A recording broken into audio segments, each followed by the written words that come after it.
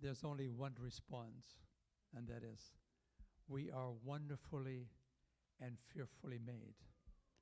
When you look at the human body, it's a miracle. It's a symphony of interactions that are taking place in every one of our cells. Did you know that in food, in plant food, you have over 100,000 nutrients? We were taught many years ago that there were probably about 43 major nutrients. Now we have learned that there are probably over 100,000 micronutrients, and they all contribute to making you the healthiest person possible. And did you know that your body... Do we have a different mic? Is this a conspiracy?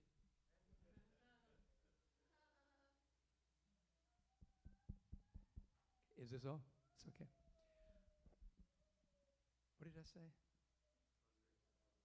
100,000 micronutrients.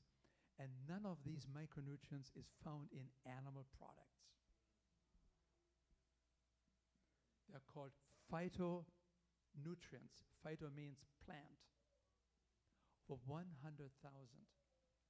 And the amazing thing is that if giving the body a chance to get the right nutrients, you enable the body to activate its own healing potential.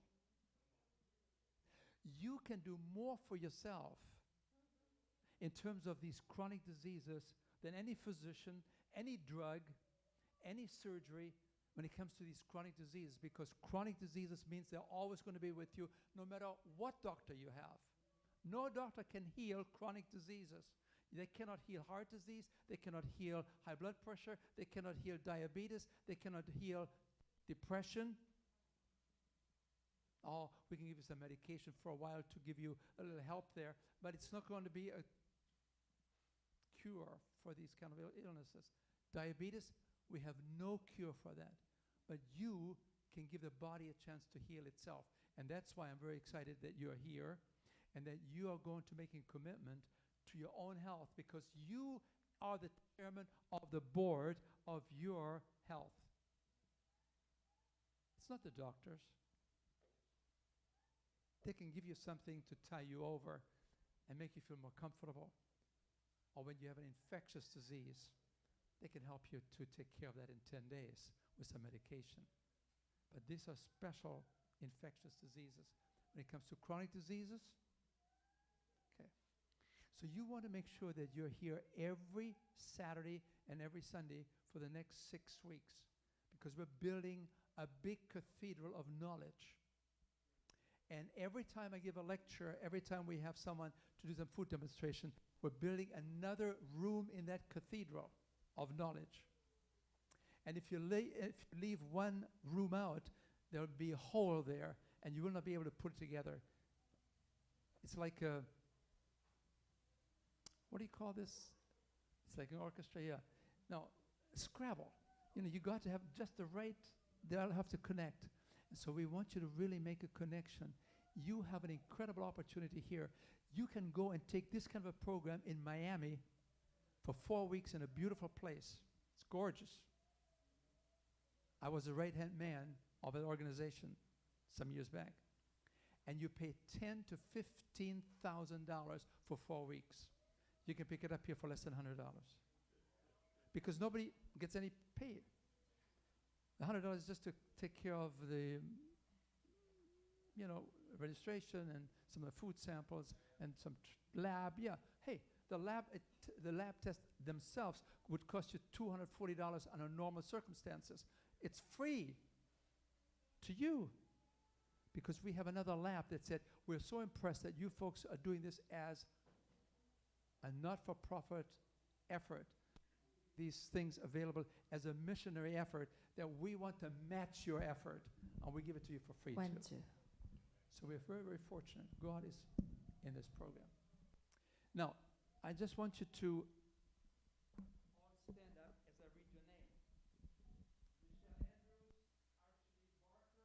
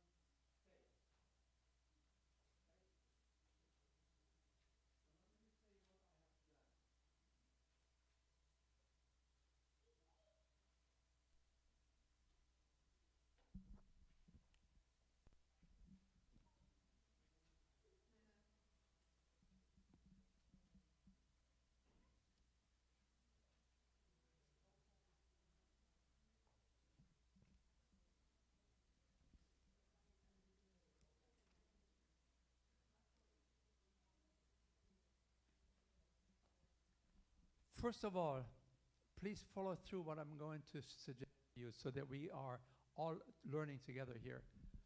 By the way, I still have your results. I'll talk to you about that later on, Henry. Okay. We could not open up on the computer, so we'll do that later on. First of all, take a look at your sheets. Anything that is circled means that you need to do something about it, or you can do something about it. Okay? So take a look. Every time you see something circled, it means this is something that you can do something about.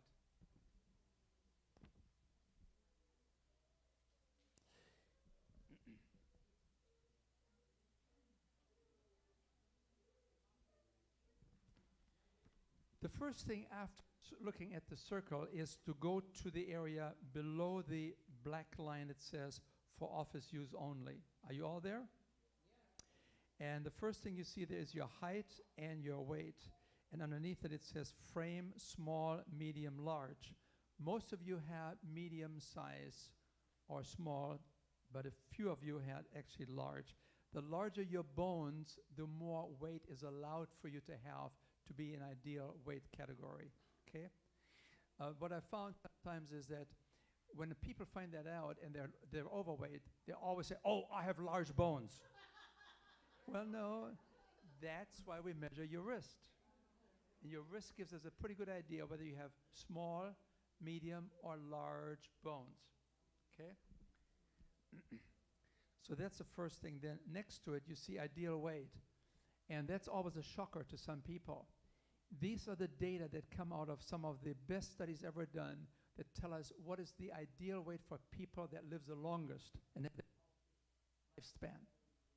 Okay. Now, when you look at Google, Dr. Google will give you some other numbers because Dr. Google likes to be on the friendly side of yours. He doesn't want to antagonize you, so he gives you some higher numbers, which is also in correspondence with what the American government is doing.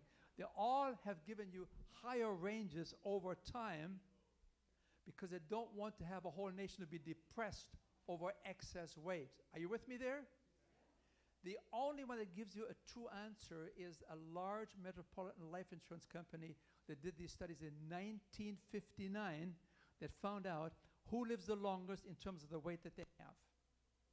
And based on that, on health and longevity, they have developed these kind of ideal ranges that depends on your gender. Obviously, men are a lot more weight than women. Depends on your bone size and, of course, on your height. And for most of you, I have to tell you, most of you are too short.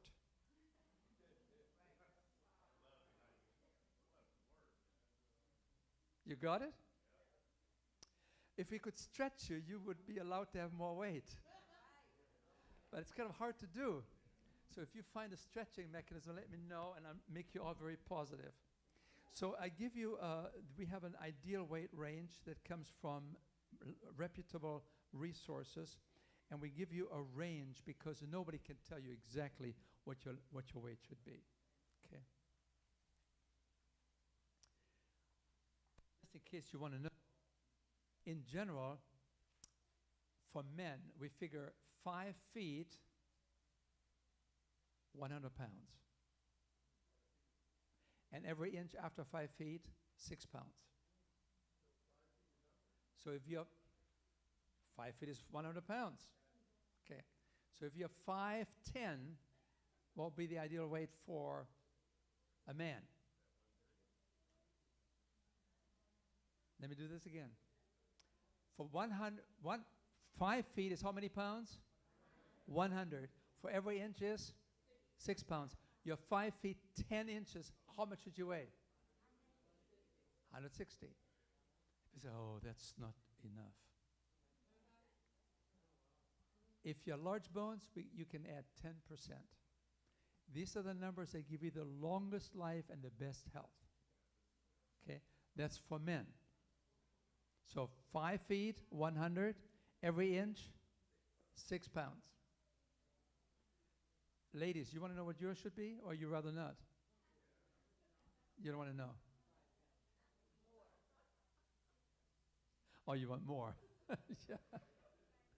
So it's again 100 pounds, 5 feet. 5 feet, 100 pounds. Every inch above 5 feet, 5 pounds. But we give you 1 extra inch for high heels. So if you're 5'1", you're actually 5'2". So for 5'2", you would have 100 pounds plus 2 inches times 5 pounds would be 110 pounds. And you say, I look like a scarecrow. It's too little. That's what we are used to these large figures that we have today, so that if we are lean, we don't fit in anymore, and we think we are not normal. Maybe you're the only normal ones that we have. People sometimes come to me. I'm 178 pounds. That's exactly. Well, I'm 6'1", 6'2", 6'1", 6'2". What should I weigh? 6 feet is how many? 5 feet is 100 pounds. And then I am 6'1". That's 13 inches more. It's 13 times 6. That's how many? 78. So I should be 178. I'm 178. I am. And people think, well, you're kind of a skinny guy, aren't you? Yeah, maybe I should go to the gym more often, do some more bodybuilding, right? But that's the ideal weight. So remember, if you feel that you're looking too skinny at the range that they give you there, that's probably the best health-related range, even though you may feel a little bit uncomfortable, okay? Because of our surrounding environment where everybody's overweight. Do you know that 75, 80% of the adults in America today are overweight or obese? So we all fit in, even though we're overweight. That's not the right way to go. So that's the weight, and then you go below this, it says blood pressure. What should be a good blood pressure for most adults? If listen to this, Mark, blood pressures. 140 over 90 is fine. Do not worry about if your doctor says you should be less than 120 or less than 80. If you're 140 or less than 90 or less, you're fine. Remember also that on these government bodies, on these medical bodies that make these rules, what is ideal, they're oftentimes powerful pharmaceutical lobby people. And they want to make sure that you have the ideal number should be less than 120 so that everybody can be put on. Are you with me there? So if you have 140 over 90, if you have less than 140 over 90, you're doing fine. Do not lose any sleep. If you have 120 over 80, well, put a special offering in the church plate, okay? But so do not worry too much about this. Now, I should tell you, when you have medication, the medication can control the blood pressure, but it really has always side effects. You want to get the blood pressure down through healthy lifestyle changes. And the number one fact that you need to be keeping in mind when it comes to blood pressure is you need to reduce your What sodium mean? Salt. Salt, salt, salt. We are taking 10 times more salt in America than we should as a minimum. The government tells you we should really cut back to at least 1/3 of what we take in, especially our American black friends. Salt is very high, and so you have more high blood pressure. And yet oftentimes our black friends feel, well, it has to do with some of my genetics and so on, and there's nothing I can do, we were mistreated, and so on. And some of that might all be correct, but the number one factor is the salt consumption among our black friends, plus overweight. Now, is there a relationship between salt and overweight? Is there a relationship between salt and overweight? The more salt you take, the less your body feels comfortable. And as the body feels less comfortable, the body wants to correct it, so the body actually begins to hold on to water, to fluid.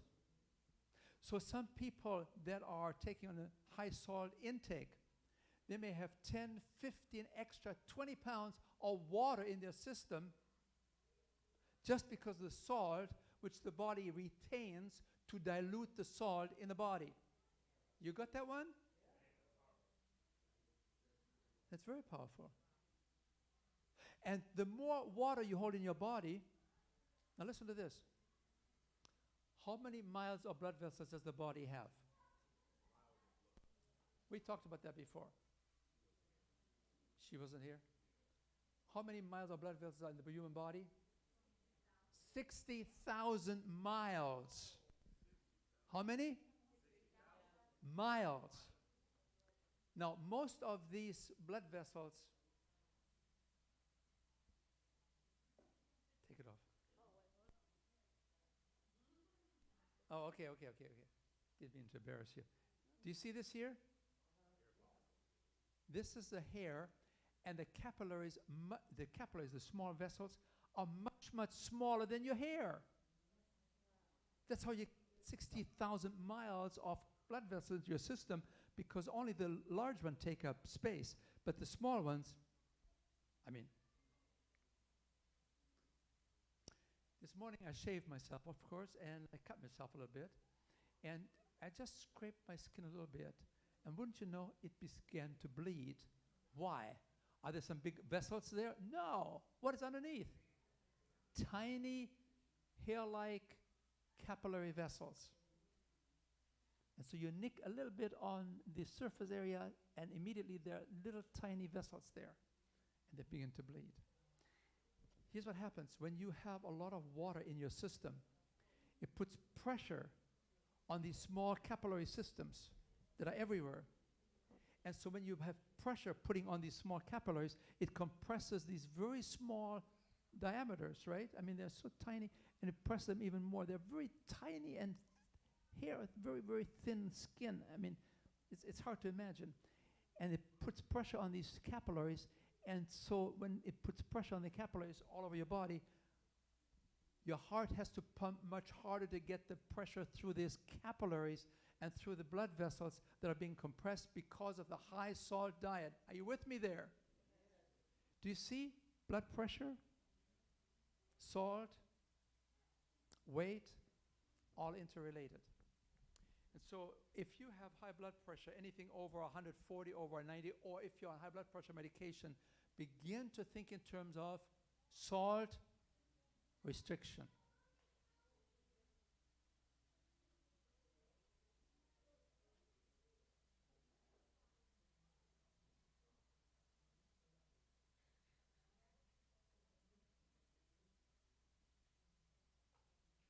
Are you okay? Okay. Now, how much salt should you have when you buy a product? Do you read the nutrition labels? Most people don't. And even if you read them, you don't know what they mean, right? Because they make it so complicated so that they reach and meet the requirements of the government, but not to let the people know what it really means. It's all about money, isn't it? Nobody cares about the customer, the consumer, the patient. Now here's what you need to know. When you read a label, on the label, nutrition label, it tells you how many calories are per serving, right? So it might say 100, let's say you have a donut, okay? And it says one donut, 400 calories, okay? And then you look at protein, you look at sugar and so on, and fat, and you have lots of fat. That's what donuts are made from. They're made of fat and sugar. That's basically it, and some white flour. But then you look at sodium. That's salt, right? That's an indicator of salt. And when it says 400 calories per donut, the sodium should always be below 400 milligrams. You know what that means? The calories should always be higher than the number 4 sodium in that food. So if you have a product that has maybe 150 calories, the sodium should be less than 150. And then you know you're okay. It doesn't mean becoming a monk and you cannot like have any more sodium. It just means you have to cut back, because if you have no more sodium than you have calories, you're going to be okay. Did you all register that in your mind? That's a very nice rule. And you know, I hope that you bring some notebooks next time with you tomorrow when we meet, and you can write notes, because you don't get this information anywhere else on it very readily.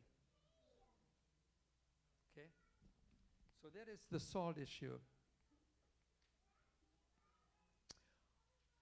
How much salt do we need? What's the minimum amount? It was on the test, nutrition test. 1/10 of a teaspoon. That's all the salt you need. 1/10 of a teaspoon. That's all you need daily. And when you eat food as it comes in nature, there's always some sodium there anyway. It's not even added. It's there. It's part of nature. So we only need 1/10. Please remember that, because you take the test again, and I want you to get the question, the answer right. 1/10. How many teaspoons of salt do we take in our society on the average? It's on the test. 2 grams. We only need 1/10.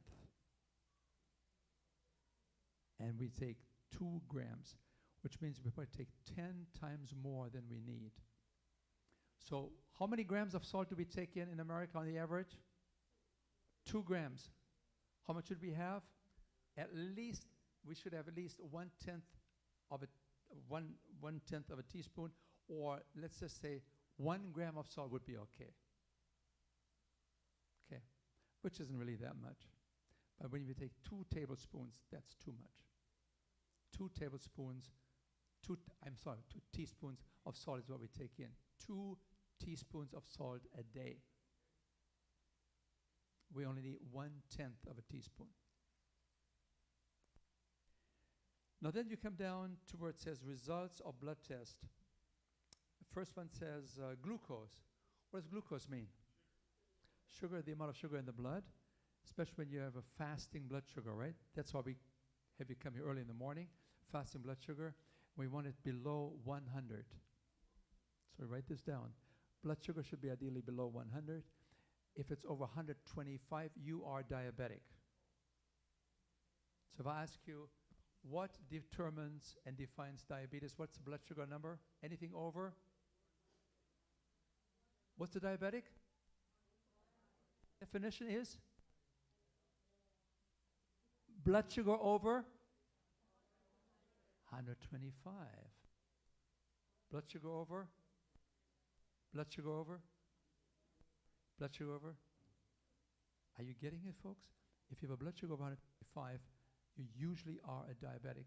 If you have between 100, which is normal, and you have a blood sugar between 100 and 125, then you are a pre-diabetic. So if you're between 100 and 125, you are a... That means, what does it mean, a pre-diabetic? You're becoming a diabetic, right? If you're pre-diabetic between 100 and 125, within 3 years, 1/3 of you will all become full-blown diabetics. So remember, when you're pre-diabetic, anything between 100 and 125, you're on your way to becoming a sweet person. It's too bad, isn't it? Yeah, sweet person. Diabetic, yeah. Now, is that really that bad? I mean, if you're diabetic, what does that mean? If you're diabetic, what does that actually mean in health, in terms of health? What diabetes do to you? It makes you get tired. You can't. Very good. So it makes you tired. When you're diabetic, you feel tired. What about blurred eyesight? You don't see too well anymore. What about developing kidney disease? What about developing heart disease? What about developing strokes? What about developing kidney disease? Most die from kidney disease and strokes. And many of you have actually already the foundation of kidney disease listed there, where it says stage 2 or stage 3, where it says renal disease, at the very bottom it says GFR. Do you see that, GFR? And that should be ideally above 90. If it's above 90, your kidneys are doing great. If you're getting down to the 60s, you're moving towards kidney disease. And by the time you're down to 29, you are on kidney dialysis or kidney transplant. And once you're on kidney transplant, once you're on kidney dialysis, you go to the hospital 4 times a week for 3.5 hours to have the machines filter all your blood, because that's the function of the kidney, to filter your blood. And if that kidney is no longer functioning properly, life is moving towards a final phase. Anything, it's all written out there. Just look it up. Folks, you have it right here. Where's your blood test? Oh, where is it?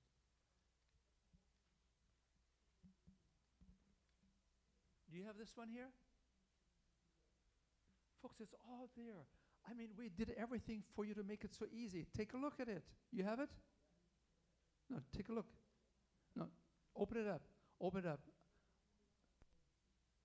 I have to be like a teacher. Okay.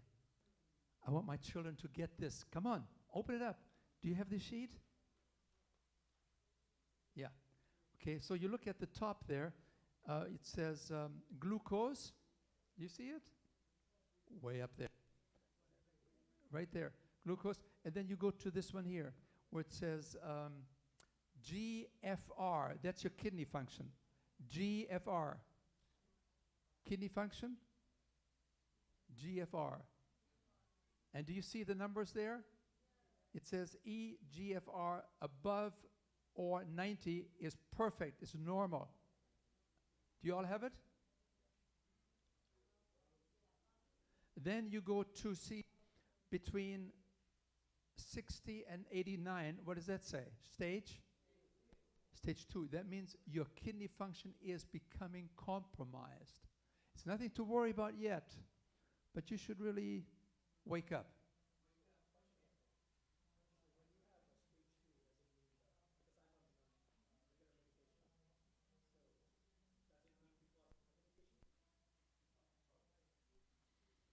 If you have a depressed kidney function, it's not because of medication. That's a question, right? No, it's because of how your body is reacting to the foods that you eat. Okay? You can easily take care of kidney disease. The doctors won't tell you that, but I tell you, can you take care of kidney disease? What you were stage what? Stage 3. Do you see stage 3? What does it say about stage 3? Stage 3 is anything between 30 and 59. Once you get to stage 4, you are a sitting duck for kidney disease, big time, on kidney dialysis and transplant list. So you were stage 3. You were getting ready for dialysis. Or you were ready for surgery, right? And what happened? You're stage what? She used to be stage 3. Just within a few months, she's stage 2. And you're almost stage 1 now. She has gone from stage 3 for dialysis within 4, 5, 6 months to normal kidney function.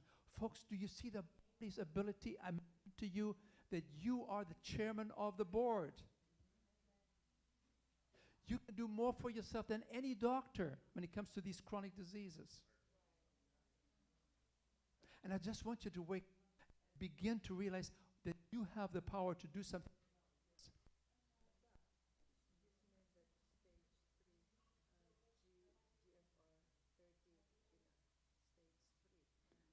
What's the number for stage 3? What number do you have?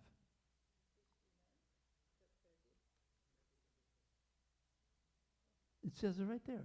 GFR. What's the number? Do you have your sheets here that I filled out for you?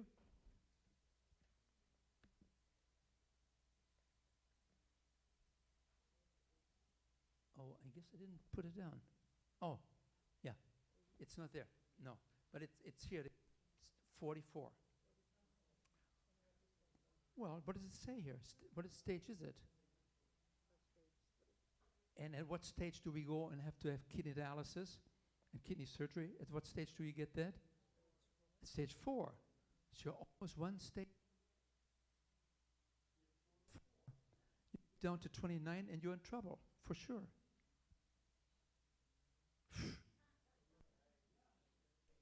Yeah. But you don't to make some changes. Now, just a minute, Really listen to this lady here now. She says, oh my goodness, I'm in trouble. Not for very long, unless you don't make any changes. You lose weight. Number one causes kidney function loss is animal protein. Where do you find animal protein?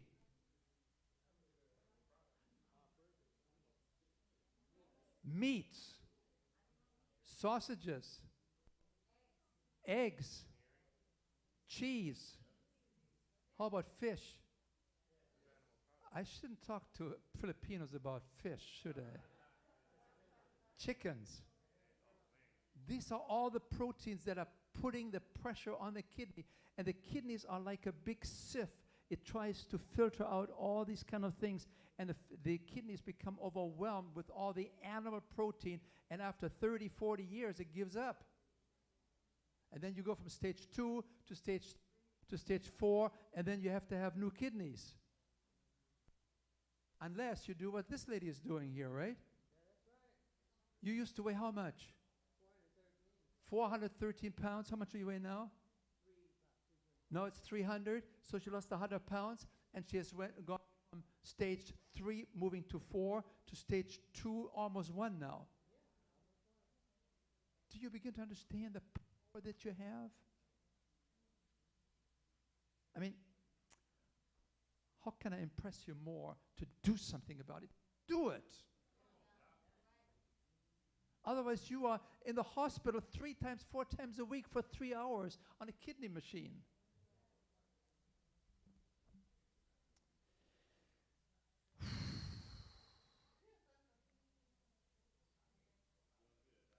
There's nothing more frustrating for me than to have you folks look at me and say, huh? Exactly. You need to be open and to say, how do I best change? Well, there's some other things you eat. Otherwise, you would not be so weight. I mean, what should I say? You would be as slim as I am, right? So you must be eating some things.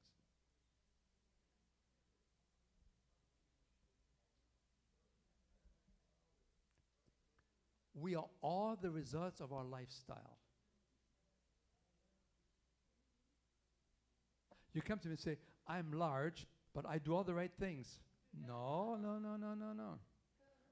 That's what you thought too at one time, right? 400 all the right things. Just listen. We'll just cover one point at a time. Every day, every Sunday, we're building a castle, a cathedral of understanding and power. I cannot tell you all of these right now in just one 5-minute segment. We build the castle of knowledge. And we do it as a group, so you can call your friends and say, what did this guy say? I mean, I felt kind of insulted when he talked to me like that. And all I did was trying to get your attention, right? So that's why we do it in a group. We have over 110,000 people in our classes. 110,000 people in our classes. And we know that when you do some of the suggestions that we have for you, it will happen just like this. Right?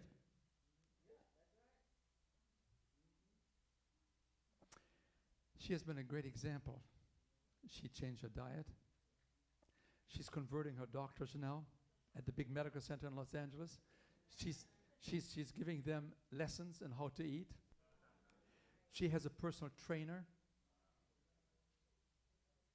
I saw her the other day in a video where she's climbing some hill. I mean, this lady is 300 pounds heavy. Do you know how much it takes to walk a hill? But she does it. Let's give her a hand.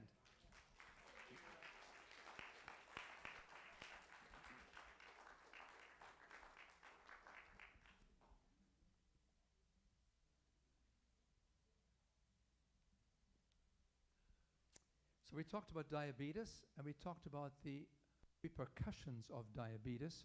We talked about it leads to kidney disease, it leads to heart disease, because the arteries in the body become narrowed down with animal protein and cholesterol. And when that happens, everything begins to shut down. Your memory function goes down. Your thinking function is becoming compromised. Men, impotence by the time they're 45, 50 years of age, because the arteries begin to get narrowed down because of the animal products, the cholesterol is in them. And people have the idea sometimes that I'm just a diabetic because I'm taking too much sugar. No. Again, you can cut all the sugar out. It will not cure your diabetes no matter what you do. People tell you, don't eat this jam sugar in it because you're diabetic. Folks, that's old stuff. Now we understand the number one cause of diabetes is excess weight. Excess fat. Can I say it any plainer? Fat on your body and inside of your body causes diabetes. Because fat, the oil, the grease gets into the cells, and the cells can no longer function properly, and you're developing diabetes because of that. And the sugar, of course, doesn't help, because sugar, too, is extra calories, and it contributes to overweight. But it's not just the fat and the oil and the grease, and that's why we want you to understand. We're teaching you that next week when you come. We have a special team here of some trainers. They will introduce you to a 1-week jump start program where you eat for 1 week only foods as they come in nature, without the salt and the sugar, and it's going to be very boring, and it will be very hard, but after 1 week you say, wow, I didn't know. When I go back to my original food, it's so salty, it's so sugary. We want to help you to detoxify your system and get these taste buds purified for 1 week. We call it the 1 week jump start. It's going to be tough. The first day, first 2 days, we just have fruits and grains, whole grains. And Lydia, is my wife here? Do you have one of these bags? Is that one? Yeah. In the room there. In the box. In the box. In the box. Groats. Oh yeah, here it is. This is your lucky day. You know what these are? Groats. What does groats mean? You've heard of oats. You've heard of steel cut oats. These are better than steel cut oats because they're less refined. They take these and they cut them, and then they make them into steel cut oats. This is before they make them into steel cut oats. This is the way nature prepares them and has them for us. And it's very easy to do. And I want to remove any excuses from you folks. I'm going to give each one of you a bag today.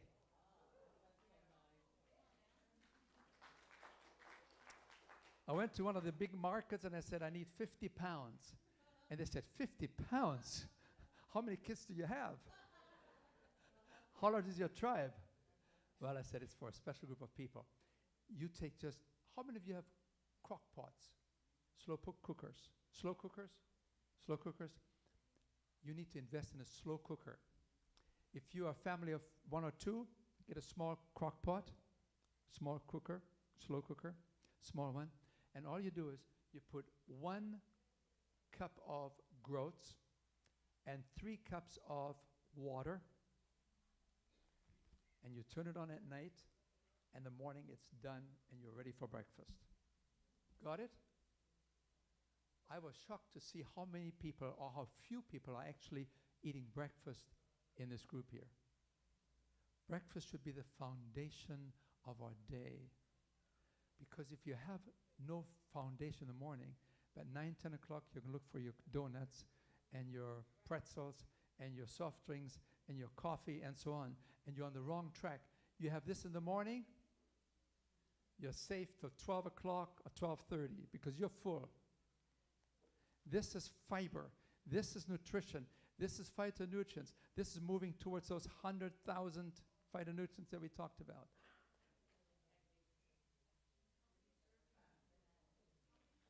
This, if you have 1 cup, that's enough for my wife and myself in the morning. And we have big breakfasts. So this 1 cup, this is more than 1 cup here.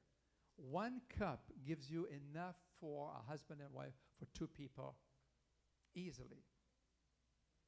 And folks, 1 cup of, 1 pound of groats cost? Are you ready? 1 cup of groats, $2.15. That's enough for at least 2 people for a big breakfast, right? So it's it's about $1 a piece. Is that affordable? It's better than McDonald's, isn't it? Now, if you are taking shredded wheat, you know shredded wheat? Then you pay per pound $4.43. So this is $2, shredded wheat is $4, and Cheerios is $8 per pound. Do you see what we're trying to teach you? You can cut your food bill by 30, 40, 50% if you eat foods as they come in nature. The moment you process it, the moment you give it to a manufacturer and they take the corn and turn them into cornflakes, immediately you increase the price dramatically. And you're diminishing the nutrition. And you increase the calories. Are you seeing the wisdom of how nature designed things? You cannot really improve on nature. So now, let me just finish up here. Then you have cholesterol, right? You're going down the list. We talked about glucose. Now we talk about cholesterol. And please, folks, go to your laboratory sheet.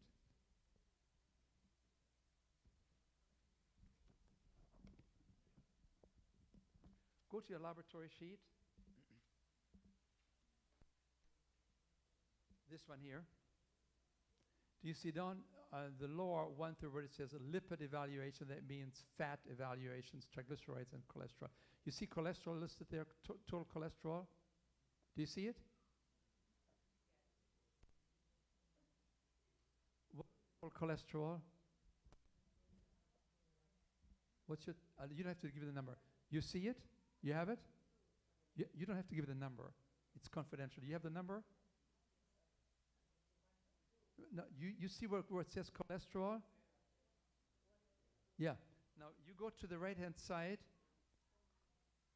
Let's see, cholesterol. Okay, and then you go to the right-hand side. It says less than 200. This column on the right-hand side tells you what the laboratory tells you it should be. Okay? So if you look at your cholesterol, what should ideally cholesterol to be? Less than 200. What's your cholesterol? Ideally, less than? Okay. When it comes to blood sugar, you see it just, glucose is just, where's the glucose? Way on top, at the very, very top there, the very first line. It says, what should it be? 70 to 99. You see it? Top of the line. Remember we said it should be less than 100? Up here. See, do you have glucose there? Should be less than 100. That's what it says, 77 to 99, right? When it comes to cholesterol, what should it be? less than 200. This is for American people who normally have high cholesterol. This is a normal cholesterol for American people, and normal people usually die normally from heart disease. So don't be normal. You don't want to have a normal cholesterol. You want to have an ideal cholesterol. And when you look at cholesterol levels around the world where you don't have heart disease, they have usually cholesterol numbers of 80 or 90 or 100, at the very most 120, 130. So if you mark this there, cross out 200 and put down less than 150, 160. That should be the ideal cholesterol. Be sure you tell Jerry that, right? Okay. Mr. Hare, it should be less than 150, 160. Cholesterol should be less than 150, 160. Okay.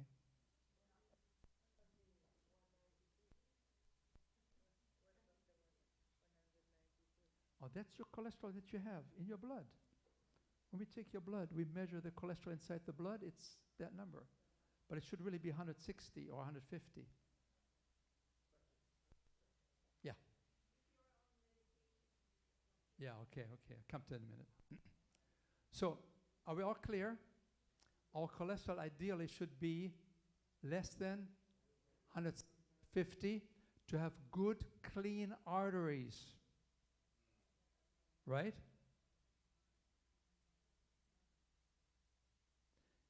Now, when you take medication for cholesterol, it drives it down.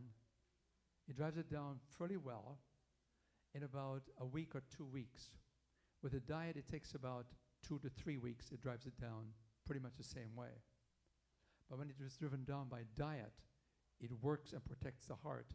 If it's driven down by medication, it doesn't do anything for the heart. It just makes you feel good. I have a cholesterol of 150. Are you on medication? Yes. Oh, sorry. False sense of security. Now, once you had a heart attack and you take those medications, they can actually help you. But if you never had a heart attack yet, and you take the medication to prevent a heart attack, it doesn't do it. So remember, these drugs only help you to lower the cholesterol, to protect the heart if you already had a heart attack. If you're trying to take it for preventive purposes, and that's what physicians prescribe, they prescribe it largely for preventing a heart attack. Folks, it doesn't make any difference. The scientific data is not very clear at all that it really protects you. Let me give you some idea. You can take you do an experiment. You take 100 men that never had a heart attack, and we give them these statin drugs, these cholesterol-lowering drugs, for 5 years. So you get the idea? 100 men, never had a heart attack before. They take these drugs for 5 years at a cost of $500,000. You may save maybe 1 or 2 heart attacks in 5 years in these 100 men. You know what that means? Doesn't work. It works for the pharmaceutical industry. $500,000 for 100 men. And they work with the physicians to put everybody on these medications.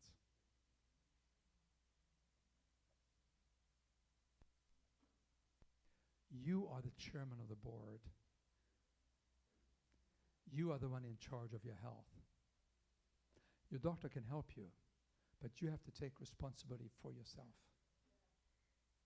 Do not rely on, well, I take medication, and the medication is bringing my cholesterol down to 130, 140, 150. I'm okay. I have a very good doctor. He brings my cholesterol down. Folks, I'm sorry. The scientific data is not there. I can show you article after article. I mean, I do this for life. And I give you the example. Then you come down to LDL cholesterol. That's another cholesterol. That's a very dangerous part of the cholesterol. That's why sometimes it's called, you have total cholesterol and you have LDL cholesterol, and then you have HDL cholesterol. I don't want to to work with that right now.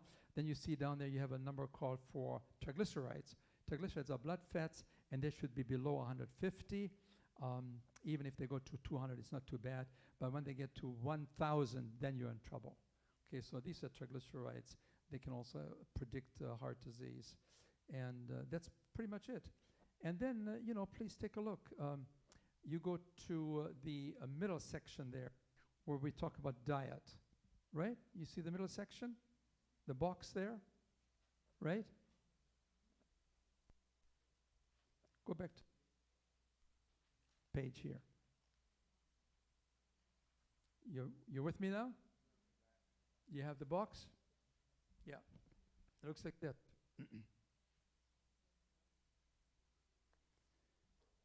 And the first thing it says, meat, fowl, fish, milk, cottage cheese, buttercream, cheese, sour cream, ice cream, yogurt, liver, organ meats, sausages, eggs. These are all animal proteins. They are just animal protein. They're not just animal proteins. They're basically high-fat foods that have protein. So when you have a steak, the steak is about 60-70% fat, and about 30% is protein. So when you sometimes think of these animal products as being proteins, they're not proteins. They're just fat, but they have some protein in it. And so it's the fat and the protein in these animal products that also has the cholesterol, and the cholesterol drives the cholesterol in your bloodstream. Like this lady said, what does that number mean where it says cholesterol is 150 or 190 or 200? It means that's the amount of cholesterol in your bloodstream that comes to you in your bloodstream because of the amount of fat and cholesterol that you eat in your meats and your cheese. Most concentrated source of cholesterol is in egg yolks. Nothing has more cholesterol than egg yolks. And if you are taking 3, 4, 5, 6, 10 eggs a week, folks, you're on a dangerous course. You say, well, it's in the egg yolk only. Can I have some egg whites? Yeah, it's okay. There's no egg yolk and there's no cholesterol there. But you don't really need all that egg white either. Okay. Eggs were made to create little chicks so that you have some enjoyment in seeing the animals playing around. But what we do, we create 150,000 chicks in a shed. They never see the light. They're pecking on each other. We cut their beaks without any anesthetics so they don't peck on each other. They're all in cages. And then we eat those kind of corpses. We eat those cadavers.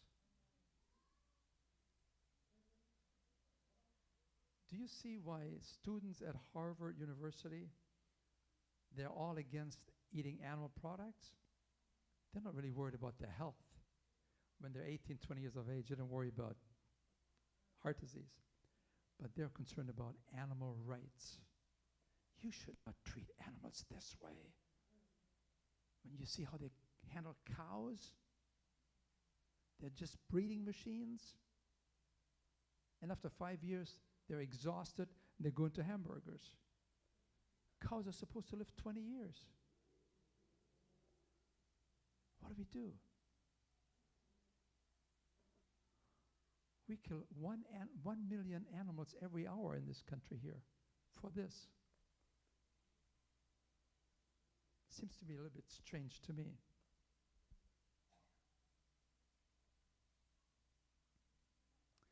So then you go to the next column.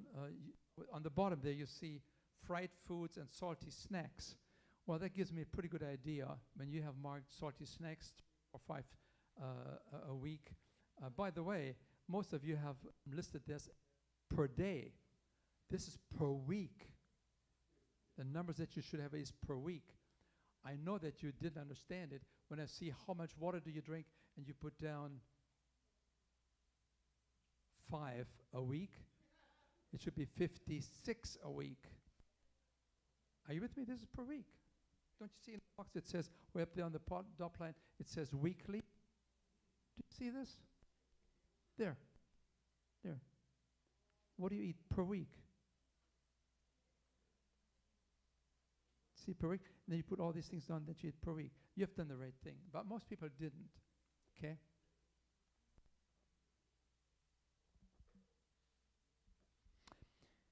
Well, let me just go and finish it up now. You go to the right-hand side, it says rest and stress. Rest and stress. And most of you are having evening, your biggest meal, and little breakfast or no breakfast at all. We'd like you to really think about changing that, making evening meal the lightest meal, breakfast the biggest meal. Eat like a king in the morning and eat like a beggar at night. And you sleep much better, fewer nightmares, and things are going to be different. Then also I noticed that some of you have marked there, you're under a lot of pressure, you eat too fast, easy, emotionally upset, and so on. And that probably means that you're overstressed. You need to find a new balance in life. And then you go to the right-hand side. The very right-hand side is exercise, and many of you put down none. God gave us 2 doctors to help us, the right leg and the left leg. These are the doctors to help you. Okay. We need to find a way to build exercise into our program. I mean, you talk to my wife and she will tell you, well, I'm not really that consistent right now either because I'm under some pressures. But I should not have any excuse for that. We want to make exercise part of our lifestyle. Some of you folks 2 to 3 times a week to go for a walk every day, 15 minutes, 30 minutes, 45 minutes, 60 minutes, ideally 10,000. Yes.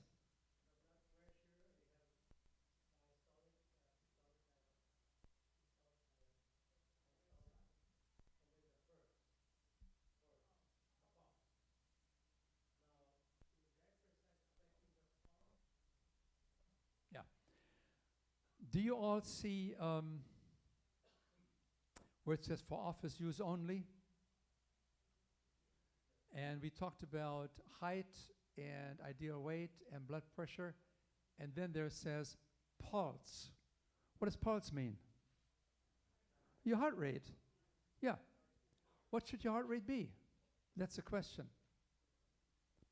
If you don't exercise, your heart rate is probably going to be 70, 80, 90. If you exercise, it will be like much, much less than that. Do you remember some of these big tennis stars of old? Agassi, Andre Agassi. Yeah, I had his aunt in my, and I asked her, I said, would you do me a favor? Do you still communicate with, oh, yeah, it's my Andre. And I said, would you mind asking him what his heart rate is in the morning when he wakes up? She said, sure. What do you think Andre Agassi's heart rate is in the morning when he wakes up? What do you think your heart rate is when you wake up in the morning? 60, 70, 80, 90. You see, your heart rate is like a little Fiat car. Bum, bum, bum, bum, bum, bum, bum, bum, bum, and it wears out. Andre Agassi's heart rate is like a Mercedes diesel. Bum, bum, bum. 32 to 36 beats a minute. You know, that heart is beating very effectively and efficiently. Just like a Mercedes diesel engine. Don't be a Fiat. And you can slow down the heart rate as you get into an exercise program and you race it up. You get up to 110, 120, 130, and then you settle down, the heart becomes slower and slower the remaining rest of the day. My heart rate used to be about 52, 54. Now it's more like 60 because I have slowed down a little bit on my exercise. I have to get her as my trainer here. Are you with me? So the faster your heart rate, the slower your the slower your heart rate, the longer your life expectancy, the faster your heart rate, the shorter your life expectancy. So Andre would be around for a long time, right? Unless he does something foolish, right? So thank you for the question, Pastor. In most cases, people that don't exercise usually have heart rates of 70, 80, or more. People that exercise usually have 30, 40, 50, 60. Remember Andre Agassi. Okay. Are there any questions that you have? Thank you. Yes.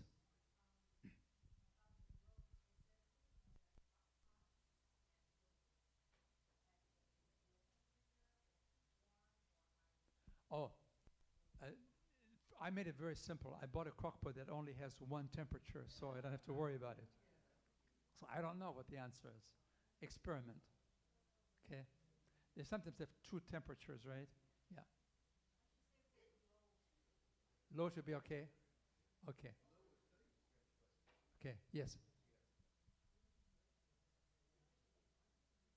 Oh, how do you flavor groats? What do you do with your oatmeal? Oh, cinnamon? Okay. Yeah, come on. What are you going to... Let's do this together as a group here. How do we flavor the groats? How do you flavor your grains in the morning? What are you going to put into it? Just one answer. Dates. Okay, dates. Very good. Dates are excellent. You can cut them into small pieces. They're excellent. You can put it into the grains, when you cook them. It's great. So, dates. What else? Agave. Agave is not really a natural product. It's refined. Bananas. Okay, slice up some bananas. What else can we do? Mangoes. My goodness, yeah. Mangoes is great. Raisins. You can use raisins. You can use pineapple. You can use strawberries. I mean, kiwi. It's all there. Just enjoy it and use some milk substitute, right? Some of the silk milks. Would that sound okay?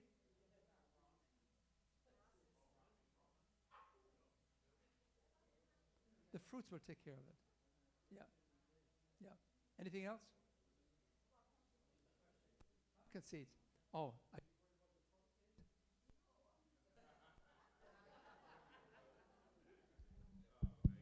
it's okay.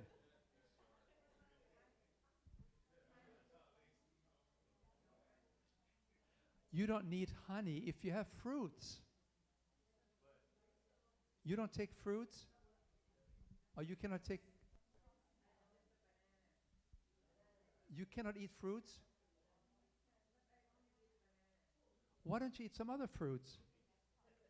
Have you ever tried mango? We recommend to this lady here to become more inventive and creative.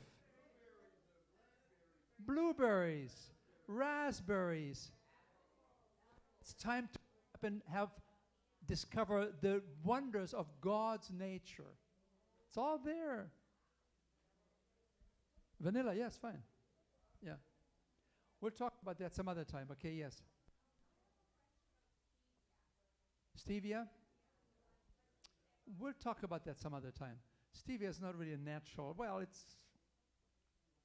if you have fruit, it will take care of you usually. You can use some stevia. It's one of the better sugars. Yeah, it's okay. Yeah. Questions?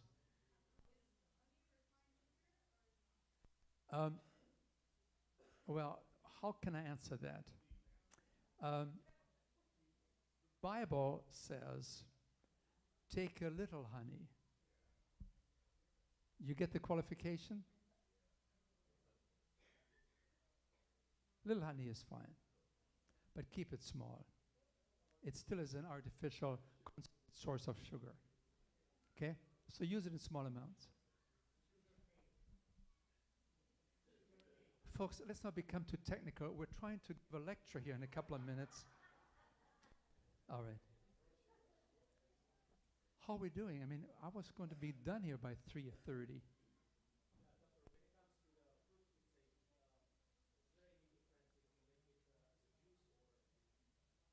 Yeah.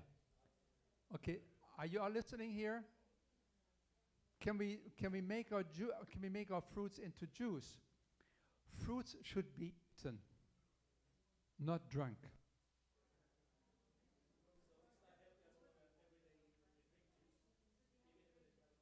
No. We'll talk about that later on. Whenever you take a fruit and you concentrate it and you make it into fruit juice, you concentrate the inherent sugar, natural sugar in the fruit, and you can easily overdo it. You can eat 2 oranges, but you can drink the orange juice of 6 oranges because you compress it, and all of a sudden you have all the sugar coming into your system, and so you have more sugar in a glass of orange juice than you have in a Coca-Cola. Yeah. God is in the packaging business. God knew how to package things for you. Okay. All right. Are you ready for the lecture now? Are there any more questions? Okay. No more technical questions. We can meet tomorrow. We'll meet tomorrow again. Where do we meet tomorrow? Southgate location, Hollydale. Do you all have the address for tomorrow? Who does not have the address for tomorrow? Let me see your hands. Okay. Would you please see Miss Mack? Okay. All right. You all know where we are going to be tomorrow at 2 o'clock? 2 o'clock sharp. German time. Okay. Lily, do you want to do the program now? Oh, yeah. You want to do it now? Yeah. Do we have the table here for Lily? They bring the table in. Now, in case, is this going to work?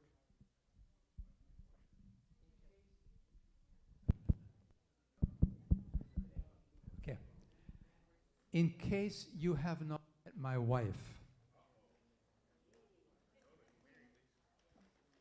I didn't tell her that, but I said, I thought to myself, no, my precious lady, 52 years.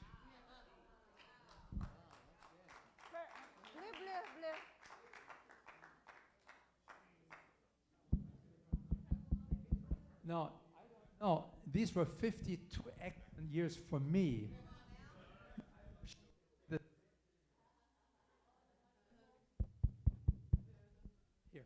Here, darling. Lily.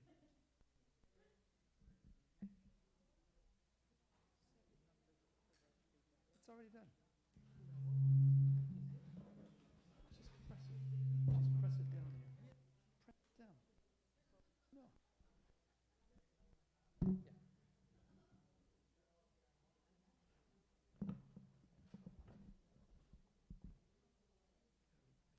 Mic test.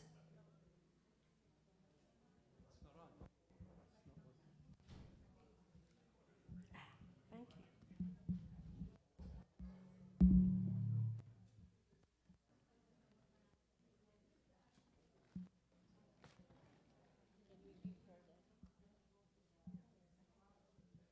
Guess what? You've been sitting. I'm going to ask you to just stand. All right? And just follow my motion, please. So I can hear you. Thank you. All right. Let's put our arms up, way up high, both of them. All right. Just really stretch. And just make circles with your arms. Breathe deeply. 1,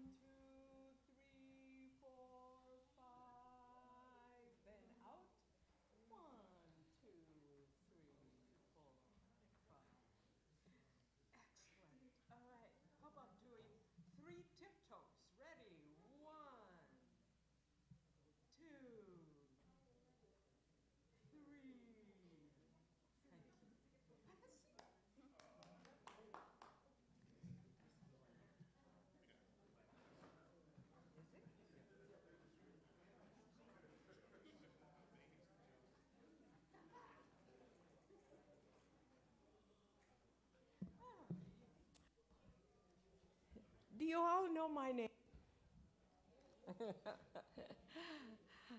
my father, my father's favorite flower was a lily. And I had two older brothers, and they were praying for a girl. Then their third child was a boy, but didn't make it. Fourth child was another boy. And then I came. And then after that, then I pleaded for my parents to have a sister. And I pleaded very, very hard. And so the next baby came. And oh, I still remember how my mother was so spoiled and catered to, and you know, just, she was just like a fragile glass. And, but guess what? She was in the car going somewhere, and there was a serious accident, and she lost that baby. But it was another boy. So I am the only girl. And it's been really a pleasure.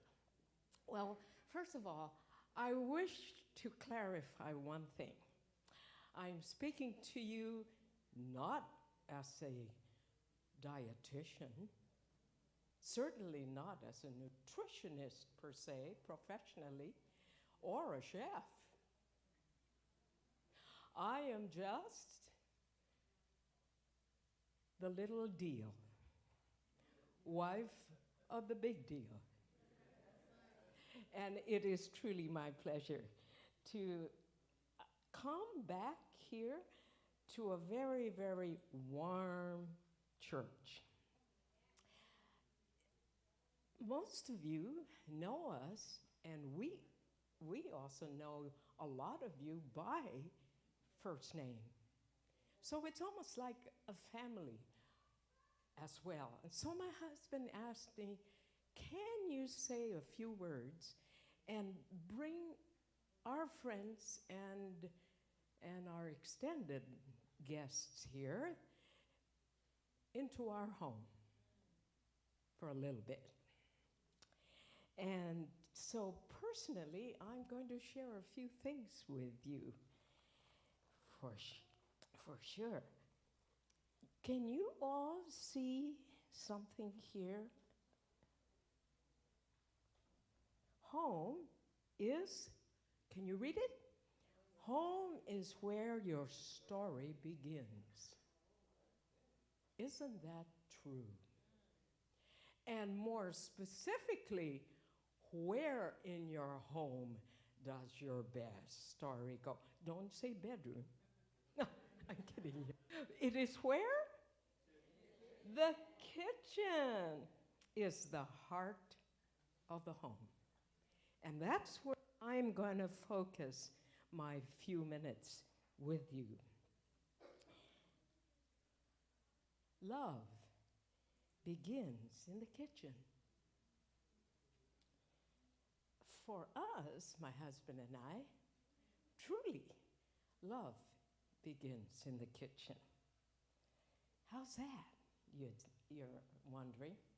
Well, this morning,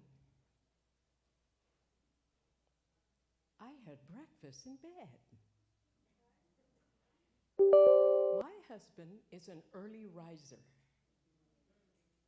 And being an artist, and most artists are late people. For me as a musician, my favorite time to really go to the piano and really practice is after 10. Okay? And I can go past midnight if I would allow it. Okay? But my husband goes to bed early, and rises early. So what does he do in showing love? He goes to the kitchen and he is the one that prepares breakfast. Not only this morning, but every morning. Growth. A lot of it for sure, but more than that. After all, you know that breakfast is the most important meal of your day. So I think he just took it upon himself to make sure that we would have the breakfast, the biggest meal in the. And yesterday also, he showed some very special love. You know what? He brought home a whole box of Philippine mangoes. And we had, you talk about those 5 languages, part of that is being able to give and especially receive gifts. And if you are a very, very blessed spouse to be receiving gifts from your husband, and it doesn't mean physical gifts. Gifts can be words. Gifts can be just even a special expression that just the two of you know what it means. I know my husband would know exactly if I would say silver box. And that's a story in itself. You can ask him or me later on what that means. All right? So there was a lady that was attending my husband's program, and I was there that day, and I overheard her ask my husband, "What can I do to bring down my husband's cholesterol?" When I heard that, I said, "Oh, what a lucky man. He is blessed." Why? Because there is a significant person in this man's life that is showing love, concern, and willing to even change her culinary patterns for the sake of her husband that she loves. And that's what I think love should be, beginning in the kitchen. Our kitchen should be the most fun, the most colorful, clean, and the best place for us to really create and be creative in our cooking. I have a book. It's called Awesome. Awesome. Just one word. Awesome.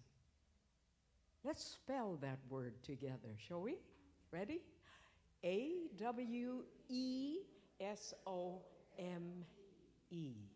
And in this book by Diehl, he says, little things, take note, little things, it turns out, are extremely important to happiness. And this book reminds us of 1,000 little things that will make you or your significant other happier. The little thing, like my husband bringing the breakfast to bed, never expected it. It was just most heartwarming. So, what did I read? It says little what? Little things. So maybe another word for little things would be details. Being a musician, we have to be detailed oriented.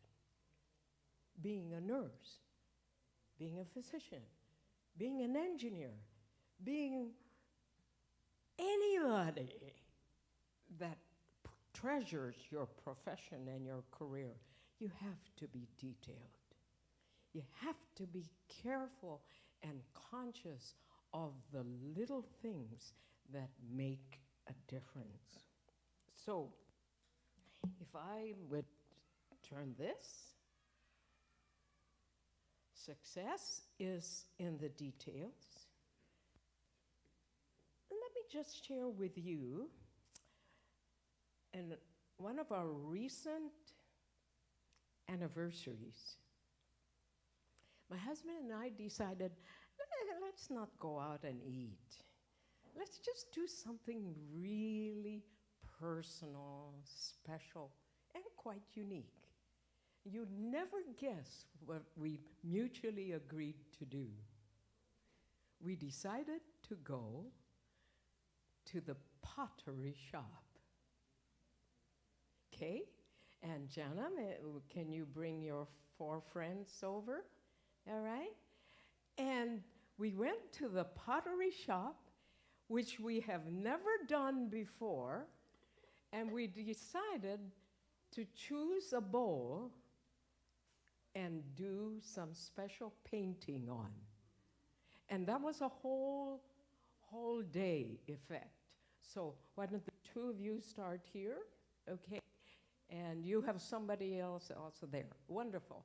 And I just want to show you what you can look and read both front and back. There's also things in the back, okay? And then just keep passing it on. And we gifted each other a personal bowl. And that was really, really fun. Just something different. And oh, we just enjoy the details on that. Thank you. Whenever I come and listen to my husband's lectures, I always learn something else. There's always something else that I take note of. And I personally have made changes all along. As I learn, ooh, I says, that makes sense. Make the change. That's the detail. That's the detail, because it's so hard to make the changes when we are perfect habitual people. So being creatures of habit, it's very difficult to make the change, even though we know it's the right thing to do, isn't it? Right? Okay, so success is in the details. But it's one of those little things that we can all agree on, and that is doing all the little things day in and day out becomes a habit. And that begins to take you on the road of continued success. So doing the details, I think, definitely separates us from success versus failure, or just plain boredom. So let's take a look in the kitchen, for instance.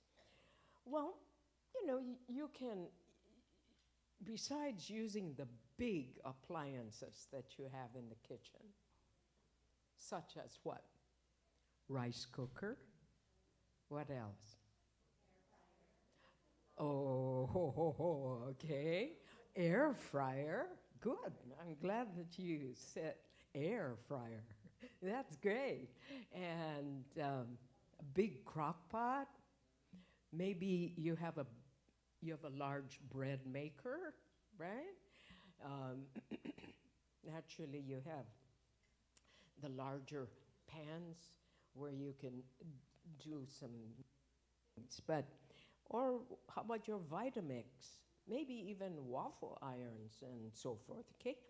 But it is in the smaller little tools, the kitchen tools, that for me, and I hope for you as I share it with you, gives us more pizzazz, more creativity. I think it makes me more efficient. And you'll see why even more. What else? It brings me much joy. Most of these cooking accessories, maybe you have already. And perhaps you maybe put it in your drawer. And you know it's there, but you don't use it. So maybe I would inspire you to pick it up and a little nudge. Okay? So here are my top little kitchen tools that make a huge difference in my time and efficiency and creativity in my kitchen. Let's see if I can put first on the screen. Well, you saw these, right? And so did you exchange the bowls on the other sides? Yeah, you might want to do that. Okay, so here, these are some of the smaller electric appliances.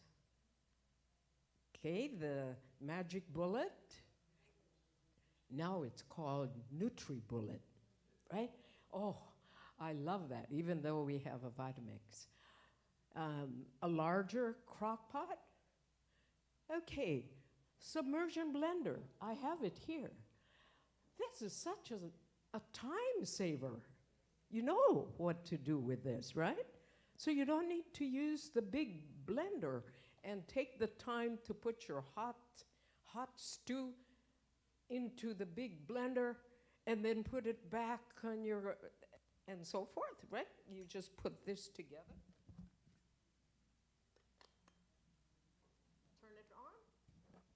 Turn it on, and it's right there in your big pot, and you just, and it just makes it blended. All right, I love this. I use it often. All right, what else? Well, hey, can you believe this was a wedding gift? This is a German-made coffee grinder, which we have never used a this for coffee. So we just use it for grinding nuts, flax seeds, especially for my bread, flax seeds, and lots of nuts, and it is, and then you just have that over your groats, flax seeds, nuts. Oh, very, very handy. What else? What do we see here? All right, well, that's a apple shredder and a potato. My dear husband is a potato lover, being a German, and I do all kinds of fixing potatoes in different ways. And one of that is potato pancakes. It is so wonderful, and that comes in handy with the apples as well. Okay, here, my daughter gave this to me. This is such a handy, what? Yes, but do you see the design? And it, you can hold it, you have a handle here, and it's scooped a little bit here, and then it is narrower here so that it's so much easier to just put your sliced items in the pot. And then she gave this also to me. These are the 3 bowls that you see in the picture. They're actually, you could tell they're used a lot. So they're measuring cups, bowls, measuring bowls, but we even use this to put on the table for sauces, for jams, and all. So this is a 1 cup, and this is 2 cups, and this is 4 cups.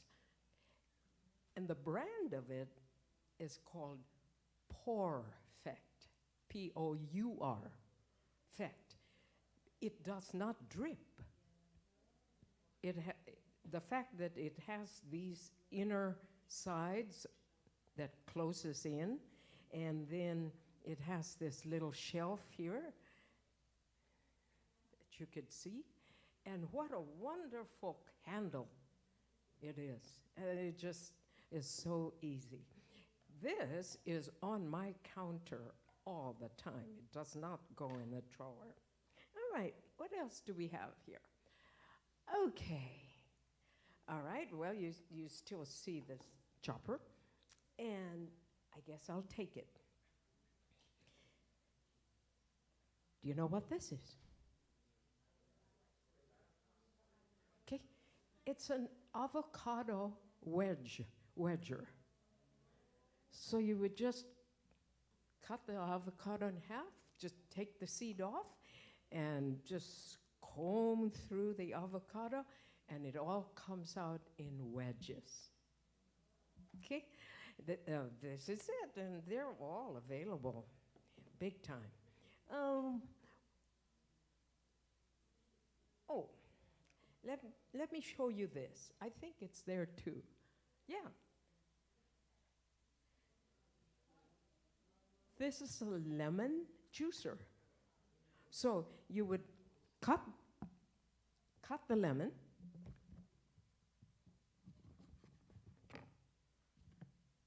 and simply put it through here, and the juice comes out and the seeds are left up here. You talk about efficient and easy for salads instead of dressing with all the oils and so forth. Salads the best. And nope. Okay.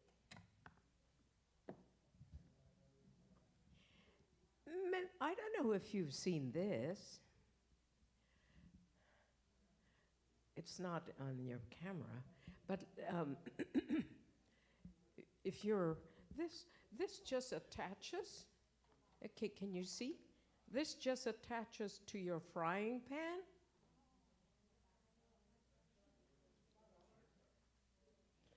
With steaming water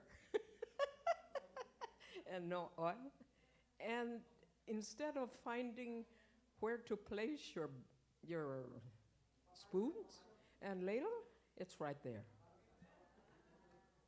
Okay? Or you can do it, or you can also just do it this way. All right? So,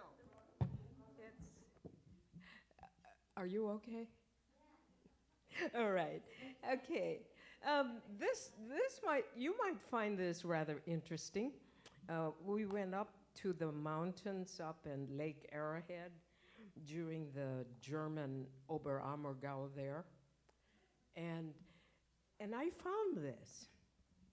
This is just a little rubber thing, but the unique thing about it is that it has the rubber blades in here. And what is it for? Garlic. So you just put your garlic in here, and you can either squeeze it or just press it down.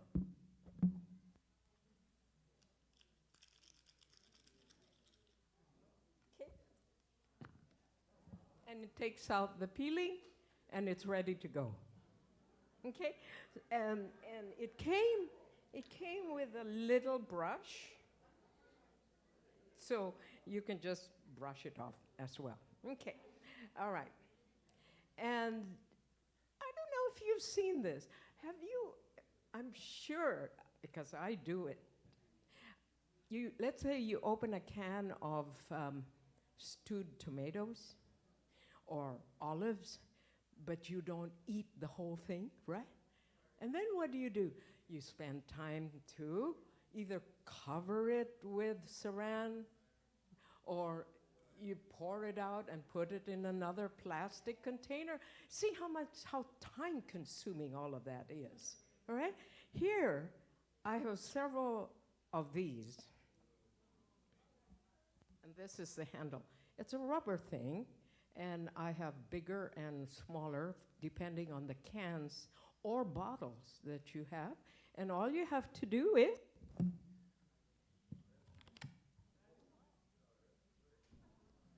put it in the refrigerator. That's it. Okay. So that, and this is a very special gift by someone that is here in the room. A mother who is so thoughtful. This is, of course, a simple water spritzer, right? To just, and it's just such a smooth mist. Yeah, right? Just for your salad or freshen up your leaves. I love you. Okay, but this mother not only just gave me this plastic thing, but she had it printed. Teacher Lily, Music Mama, for her children.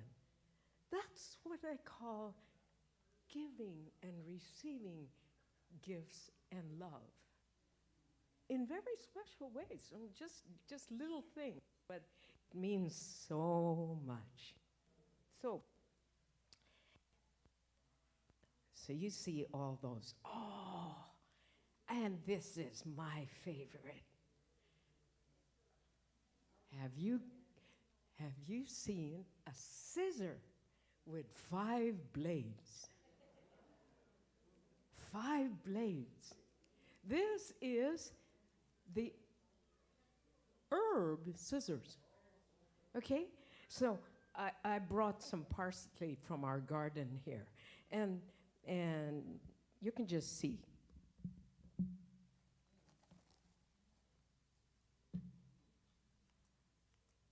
Look at that. So fast. Because it's 5 blades. And it's done. By the way, I'm not selling any of these, but I'm promoting it by showing it to you. I saw one of these in Walmart the other day. It is such a time saver. Okay, and you don't need to handle it and start cutting it this way and that way. Okay, so I'm just very excited to show you a few more things. Okay, here we go. So that's closer. And how about, most Filipino men are so handy with their hands. This is a made product. But why don't you make a cookbook holder? Okay? Make a cookbook holder like this, where you could put up your cookbook, your favorite cookbooks. Okay, this one is mine, and this is my favorite. You know why? It's my husband's cookbook. All right? But you can open it, and it stays open. Actually, I also found another way. You can just turn it on the side, either this way or this way, depending on the height you want. Because instead of looking at your cookbook like this, right, you can then just arch it. And it's all in one 3-piece wood. So, wives, you can ask your dear husband, possibly when there's nothing else to do, to follow through with that. Okay. And just a tiny little thing. This is just like a piece of cloth. But do you know, this is called, my daughter again gave this to me, Swede dishcloths. And this absorbs water so much, and it is disposable. In other words, it's from the earth. And it's composed of 70% wood pulp and 30% cotton. To use it, before you would be using it so many times, it would save you 17 rolls of paper towels by just using this. Okay? And naturally, you would just squeeze it and let it dry again. All right. A few more tips before I give you my closing remarks. Okay? No question, why do all of this? Why? Because a family is the most important thing in your life. A family. And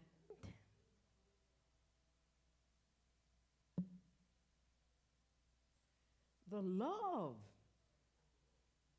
of a family is life's greatest blessing.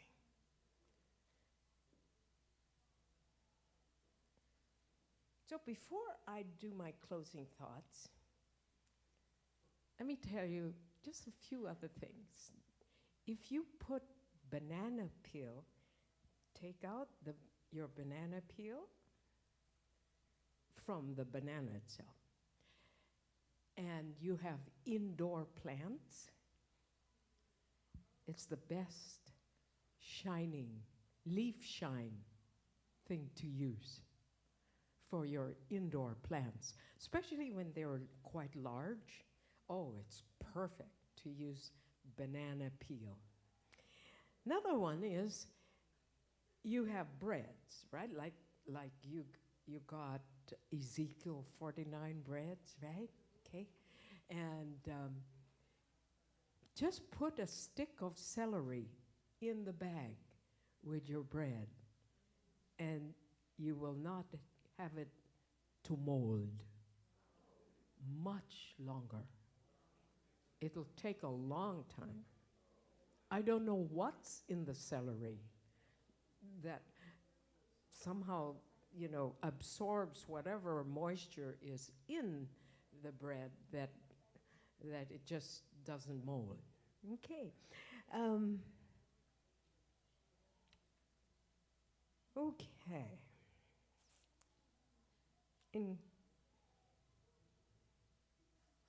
I would like, let's see, Shane, do you have your cell phone? I'd like you to be the stopwatch. And I'd like 2 ladies to come up. Any volunteer? Or shall I call? Somebody's pointing to you. Come on up. Come on up. Another one.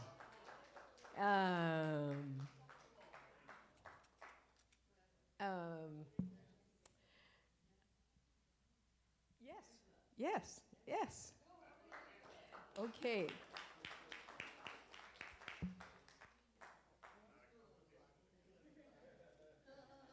And your name? Mykesha. Mykesha and Angela. Angela. All right. So here's the question. In 1 minute, oh, I need to give you a pencil, of course. Okay. All right. In 1 minute, can you list as many little kitchen tools that you have learned today? In 1 minute, go.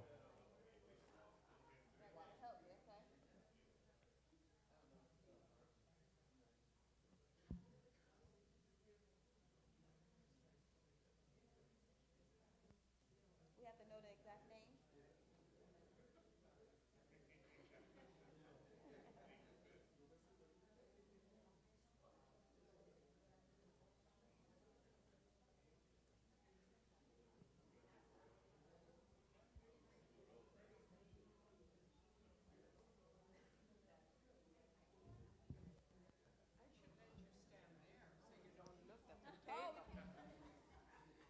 'She's not looking. She's not looking. That's good.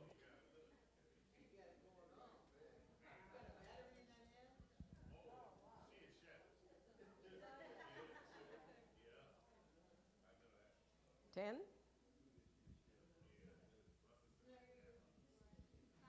Time up. Time up. Oh, wonderful.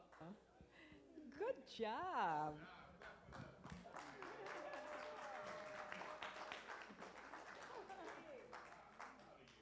So we have here 5 blade scissors. That really stood out in your mind. It would for me too.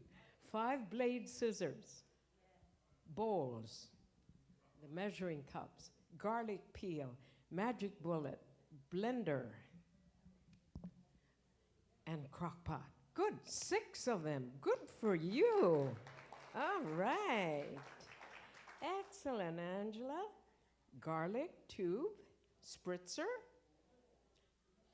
measuring cups, cutting board, lemon juicer, emulsifier.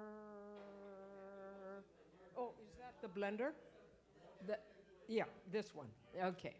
And herb cutter, can covers, spoon holster, and book holder. Wow. Shall we give both of them a hand?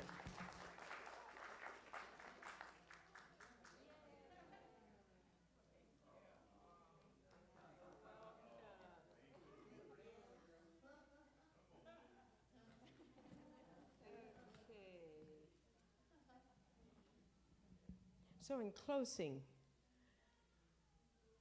I commend all of us, those of us that really strive onward and upward to improve our health, increase our creative passions, and celebrate life's little moments. We are the heartwarming heroines and heroes who test our limits while enjoying the simple moments in our lives.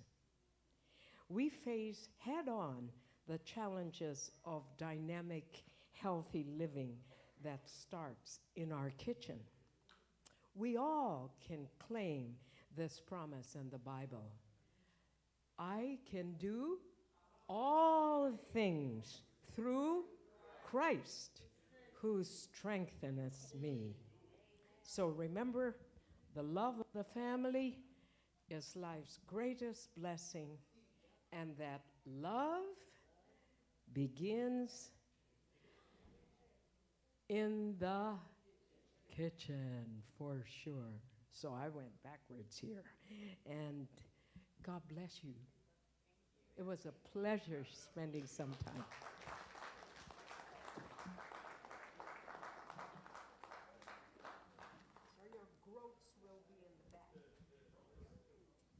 Thank you, Dr. Lily. Let's give another hand to Dr. Lily. Such a blessing to have her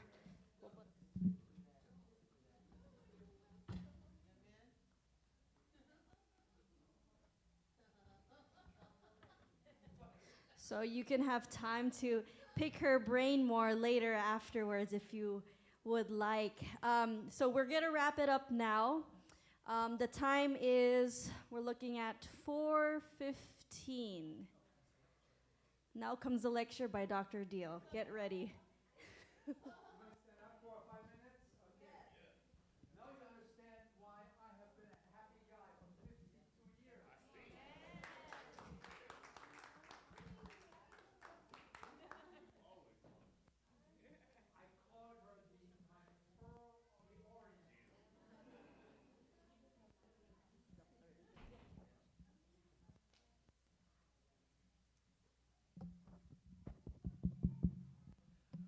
Okay, are you ready for the lecture number 1 of the series? Okay. Now you have some growths coming up as we're finishing here outside, right? Yeah. And there's one bag for each person and one per couple. Okay. Okay, please sit down and we'll see what we have here.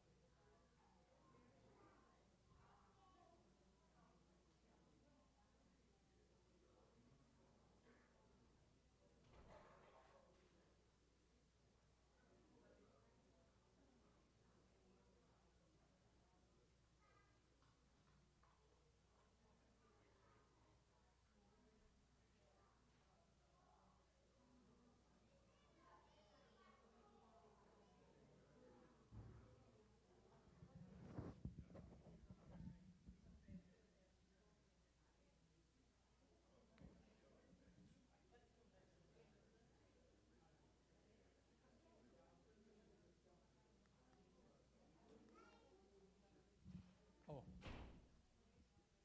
JT, we have no sound.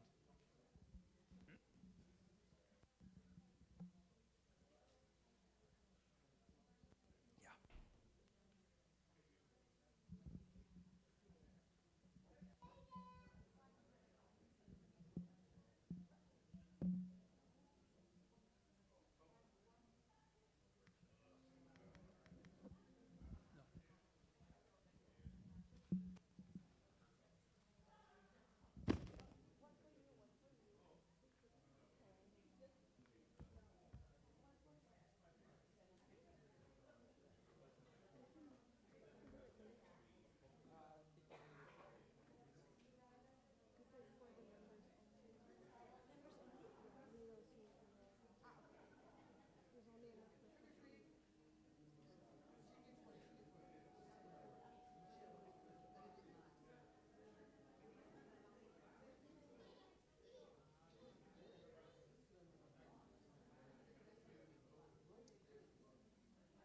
Are you ready for a movie? Yes. 1 minute? 1 minute movie, okay.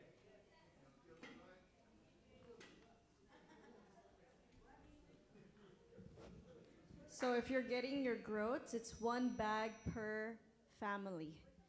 One bag per family, because there's only enough for those who enrolled into the program. Okay, so if you didn't get any groats, please just let me know and see me afterwards. So it's one per family, okay? There's 2 more here. One per family? Okay.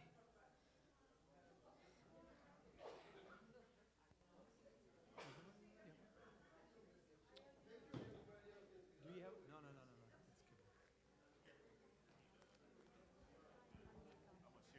good.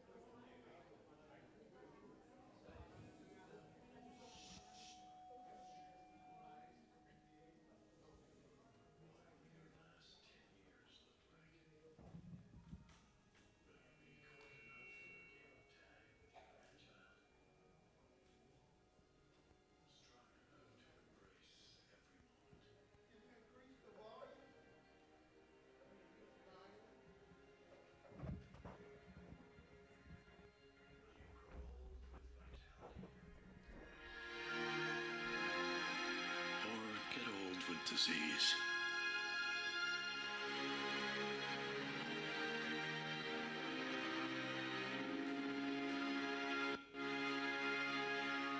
It's time to decide. The average Canadian will spend their last 10 years in sickness. Change your future at makehealthlast.ca.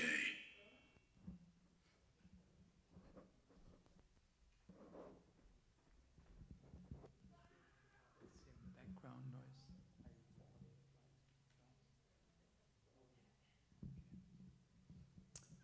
Well, you know what my take off on this 1 minute video clip is, right? What are you learning from this? What will your last 10 years be like? Are you going to make the decisions now?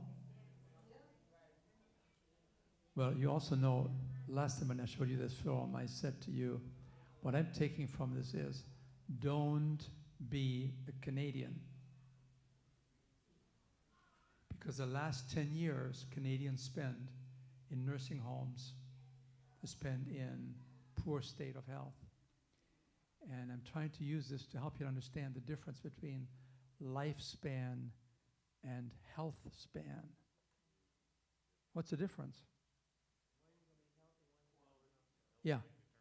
One, you live a long life. The other one, you live a long, healthy life. So what do you want? You can spend the last 20 years in nursing homes and you say, well, I died at 90 years of age. The last 20 years you were half dead. Right? So what we are aiming for is, we want, in this seminar, we want you to die younger as late as possible. You got that one, didn't you? We want you to, as late as possible, to be in the best of health. See, you don't know that I'm 99, do you? Yeah, I'm just a good liar, too. But let's take a look at the slides here. This famous man, Dr. T. Colin Campbell, he said, America's health has deteriorated astonishingly. And he said, America spends more money than any nation, twice as much as the next nation in rankings. And yet, we are only placing number 46 in lifespan. And in health span, who knows what it is? And he said, there are 3 reasons why American health is failing. He said, why have we not improved our record for taking care of heart disease? Why has diabetes has gone up by 100% in just the last 30 years? Why has every 3 people out of 4 become obese and overweight? Why? He said there are 3 reasons for this deterioration in our health. 3 reasons. And then he began to enumerate these 3 reasons. And we were all kind of wondering, what are these 3 reasons? And he said, breakfast, lunch, and dinner. These are the 3 reasons for health. We have discounted the relationship between diet and disease. Nothing is more powerful in driving your health or your disease than what you put at the end of your fork. And that's what we're going to focus on. We want to talk about the role of diet as a cause of circulation-related chronic diseases. Now, there was a time when it was difficult to find heart disease in America. That was 1900, 1910, 1920. And then this lack of chronic disease began to blossom and emerge and reach its high point in 1945, when every second American death was related to some unusual, mysterious killer disease, and nobody knew what it was, but it was attacking the heart. And so we call it a heart attack. We didn't know what it was. didn't know how to describe it, but we said it's a mysterious killer that seems to be responsible for every second death.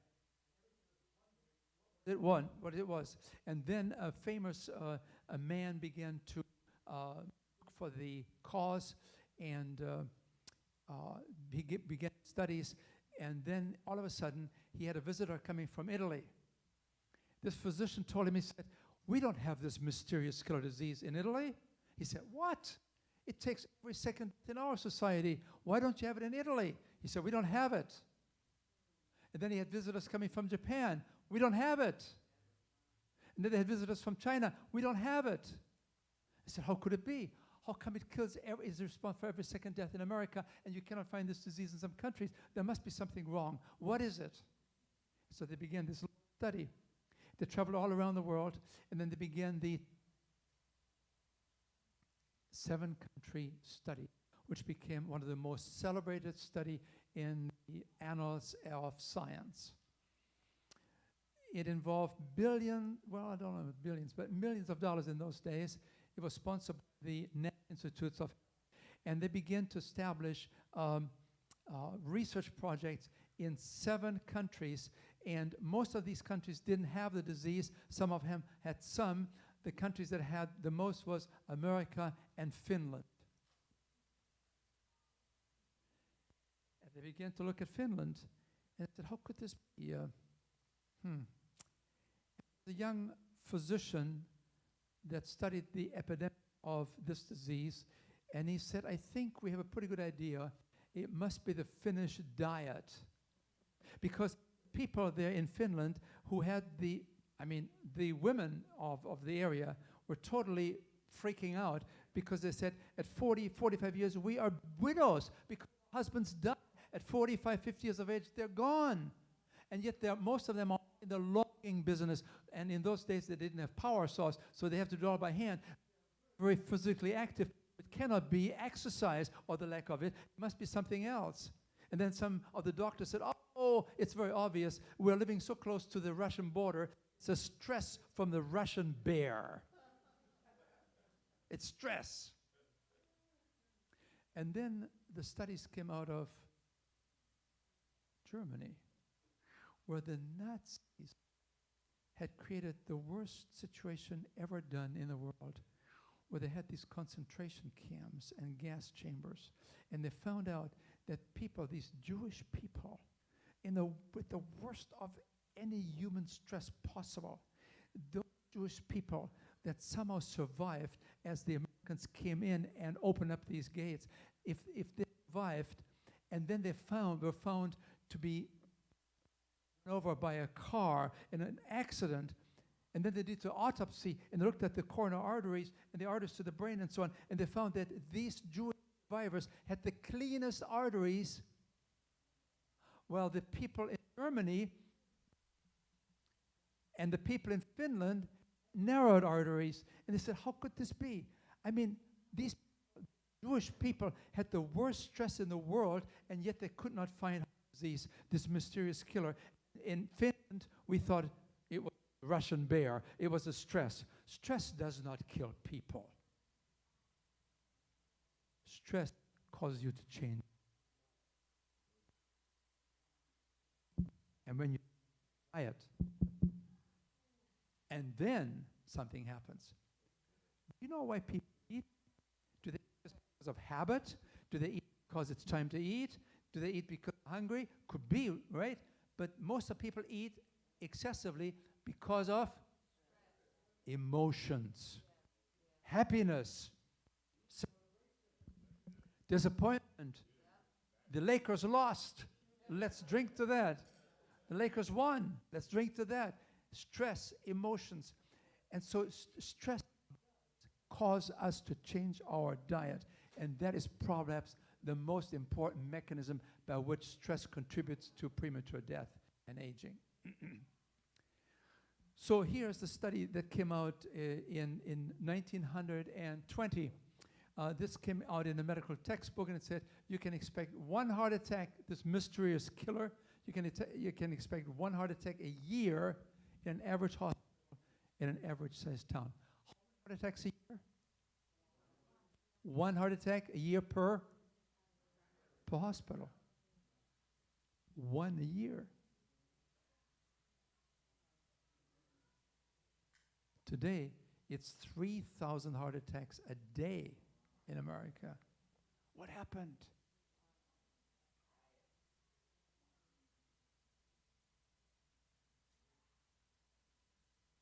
So they begin to study the concept of heart disease. And they begin to understand, after a while, that there was an underlying disease process called atherosclerosis, or narrowing of the arteries. Please take a look here. This is the killer disease now. The 30% in red, this is cardiovascular disease, this is heart disease and strokes. That's almost every third death in America now is due to cardiovascular disease. Remember, in the 1945, it was every second death. Now it's every third death. We haven't really made that much progress, have we? Because people know, but they don't do. Are you with me? We know, but we don't do. Most of us know better than what we do. So maybe that's where we need to focus as a group to work together. We are in this thing together. We help each other. I want to give you a report in 3 weeks. Really walking program. Okay, you're helping me now. And maybe we can work together as a team. Please take a look here what happened in the United States. The cancer rates have gone up quite a bit. 1960, 1 in 20 women. Now it's 1 in 7 women that develop breast cancer. Diabetes, here's one of the questions that you have in the test. And most of you missed it. Since 1945, diabetes has gone up by 700%. Diabetes rates have gone up 7-fold. We have 7 times more diabetes today per population than we had in 1945. And just in the last 30 years, we have seen an increase of diabetes by 3 times in just the last 30 years. Something is happening. And then what do you see there? Now, some of you have gone through my program before. Do you remember what that means? Debbie, do you remember what that means? What that means? Tell us what you see. We're all blind, and you're the only one that has eyes, and you explain this to us. I see. Tell us. I see 3 chairs, and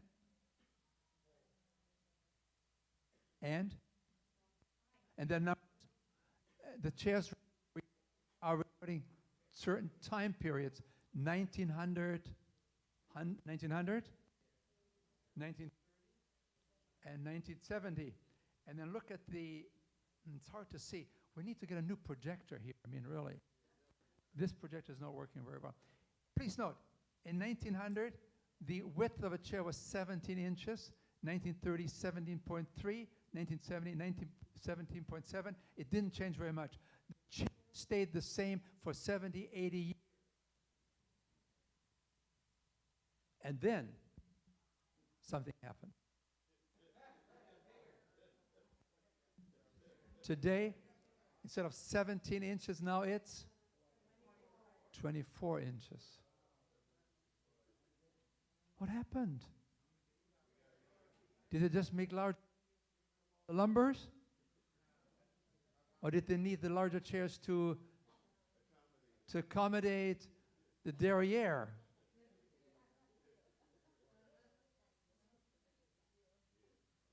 Yeah. Something happened. And with obesity, be really concerned about these chronic diseases. Please note, when you're obese, you have 7 times more likelihood that you have diabetes.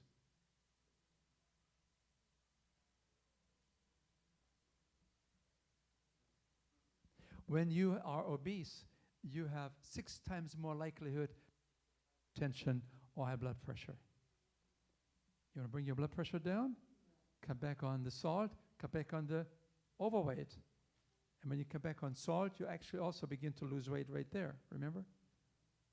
And then heart disease is 5 times more common in people that are carrying that extra weight. more arthritis, more asthma, more sleep apnea. You know what sleep apnea is? You can take care of that in 3 months by losing some weight, especially lose weight, and a lot of good things will happen. You don't have to sleep in different bedrooms anymore. I mean, women come to me and say, well, I don't sleep with my husband anymore because he has apnea and I can't take it, I can't stand it. Oh, I see. I thought it was something else.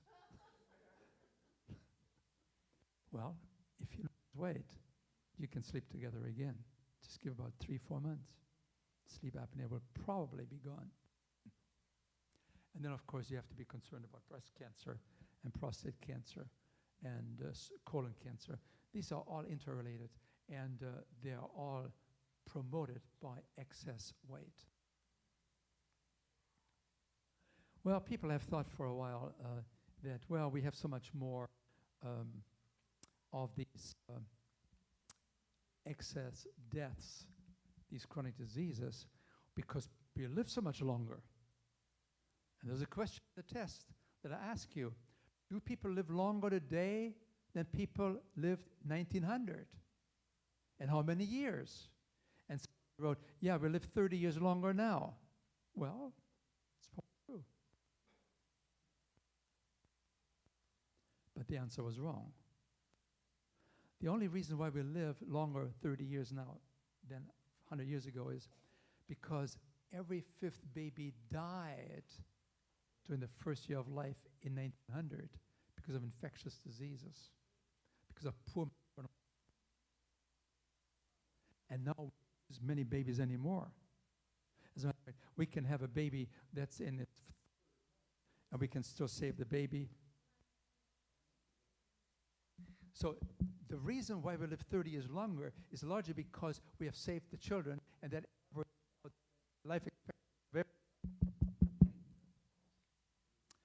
But only really increased our life expectancy, let's say a 65-year-old person today versus a 65-year-old person in 1900.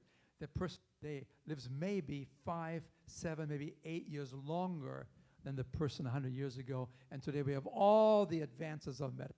We have all the technology, and yet it doesn't make that much difference because we haven't added more years because we have added some other things that have deteriorated our life expectancy, such as the manufactured diet. They didn't have these foods 50, 60, 70 years ago. This all came about in 1970 with the big food revolution in America when we took potatoes and turned them into potato chips. We turned oats into Oreos. We turned water into soda pop. Do you see? We made all these refinement processes. In the process, we lost nutrients, we lost fiber, we added calories, and with it, we developed larger bodies, and with that, we had to worry about all these diseases.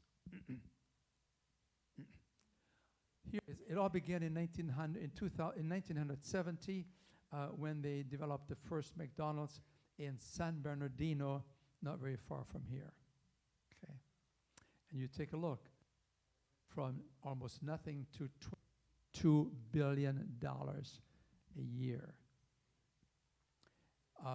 I was one time asked to be on the advisory board of the McDonald Corporation. That's how you buy influence. And I suggested in some discussions, would it be not wise to maybe offering some fish? I mean, fish is better than a hamburger, right? It still is not the ideal food, but it's perhaps has some advantages. And they said, so you have no idea. If we would promote fish, it's scarce. Because we are consuming so much. We're the largest purchasing agent for animal products. And if we all of a sudden shifted to bringing fish in, the oceans would be 6 years. The power of one company.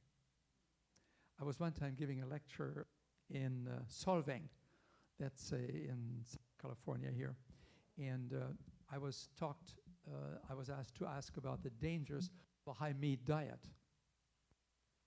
And came to the a meeting, all singing, "Old MacDonald had a farm." Yeah, you know, and I never heard this song before coming from Germany, but I heard sing these men. Wow! I thought to myself, what's going on here? And then I thought to myself, and I'm supposed to talk about against meat? We're thinking about Don. They're going to kill me. They're going to lynch me. I cannot get out here alive. And then afterwards, a man in his middle came to me, probably age, and he said, "Sir, is there a connection between diabetes and too much product?" I said, "Yeah." "Would you send me some research articles?" And here's my card. I look at the card. It said, "Mr. Kroc." That was McDonald's owner, Mr. Kroc. Now I understood why they were singing "Old MacDonald Had a Farm." And I tell you, I thought I was in the lion's den. I mean, think about that. But he was very interested because his son was a diabetic, and he really wanted to have some help for his son. So we have learned from population studies that this disease called atherosclerosis, this disease called heart disease, and strokes, and prostate cancer, these diseases are not existing in many, many countries. For instance, take a look here in Japan. You couldn't find heart disease there. Nobody died from heart disease. China, 1978, they began to develop the first signs of heart disease. Lithuania, they began to show heart disease in 1991. And then when I was in Saudi Arabia and I looked over the landscape there, I saw long lines of women all dressed in black. And all you could see were two eyes, all covered. They're standing in line of McDonald's in Saudi Arabia. And the kids in Saudi Arabia, the kids are overweight, obese, chubby, unbelievable, because it's a new thing that came there and it took the country in storm. Because they got the money, they can do whatever they want, and they do it. And the food tastes good, and the taste buds adjust very quickly, and before you know it, they're goners.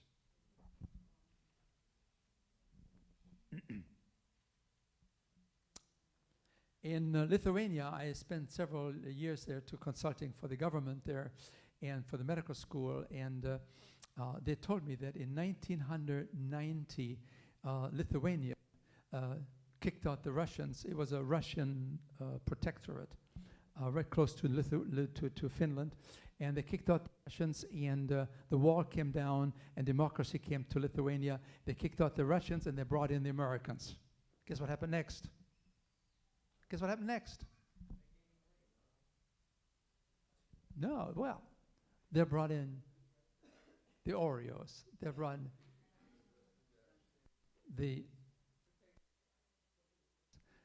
all the things. When I went to the gas station there and I tried to get some gas, I talked to the owner. You know, they all speak English there. They're very, very educated people there. I talked to the owner and I said, how do you make your money here? Oh, he said, petrol, gasoline is nothing. We make our money on those American foods and the British foods, the German foods that are coming in here. And the people just love these things because they had nothing when the Russians were here. But now they have all these foods and they're trying to make up for lost time. And I wondered what happened to the health.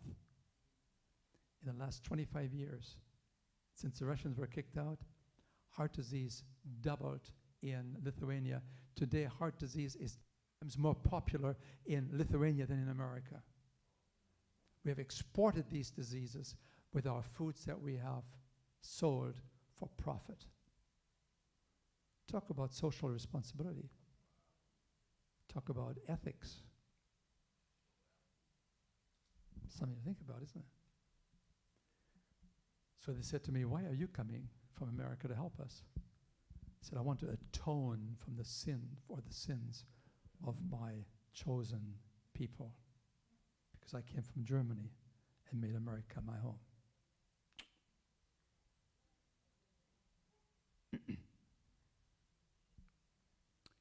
So take a look. Here's what you see. The sugar. Let me just show you here. This is something you need to really understand. This is how food is composed of. This is the food consumption in, let's say, Bolivia or in Africa, where most of the food calories come from the green color, which is unrefined starch. What did I say? What's unrefined starch? Give me some ideas. Potatoes, yes. What? Give me some starchy foods. Beans, brown rice, corn, wheat, barley. These are unrefined starchy foods because that's how they come in nature. They're packed with fiber. That's why they fill you up without the calories. But then, take a look. As a country becomes more affluent, now this is indicated by, you see the dollar sign here? It gets bigger and bigger and bigger. Okay? As a country becomes more affluent, the food changes, and the starchy foods here now become just a small portion, and it's now white flour. It's white rice. It's no longer unrefined grains, but it's all refined foods. In addition to this, you also notice here the red color, that's the amount of fats in the diet. The fat has increased by 400% because when you have refined foods, it's always sugar and fat. Think about that. Cookies. Fat and sugar. Cakes. Fat and sugar. When you think of pizza crust, white flour, that's it. And maybe some fat. And so you can see the dramatic increase in fat and oils. I mean, did you ever realize that? Oils don't come in nature. Oils are manufactured. Olive oil doesn't come like that in nature. You cannot pick a bottle of olive oil from a tree. It comes from a factory. And these oils have no nutritional value. And you say, well, but sir, have you heard of olive oil? You go to Olive Gardens,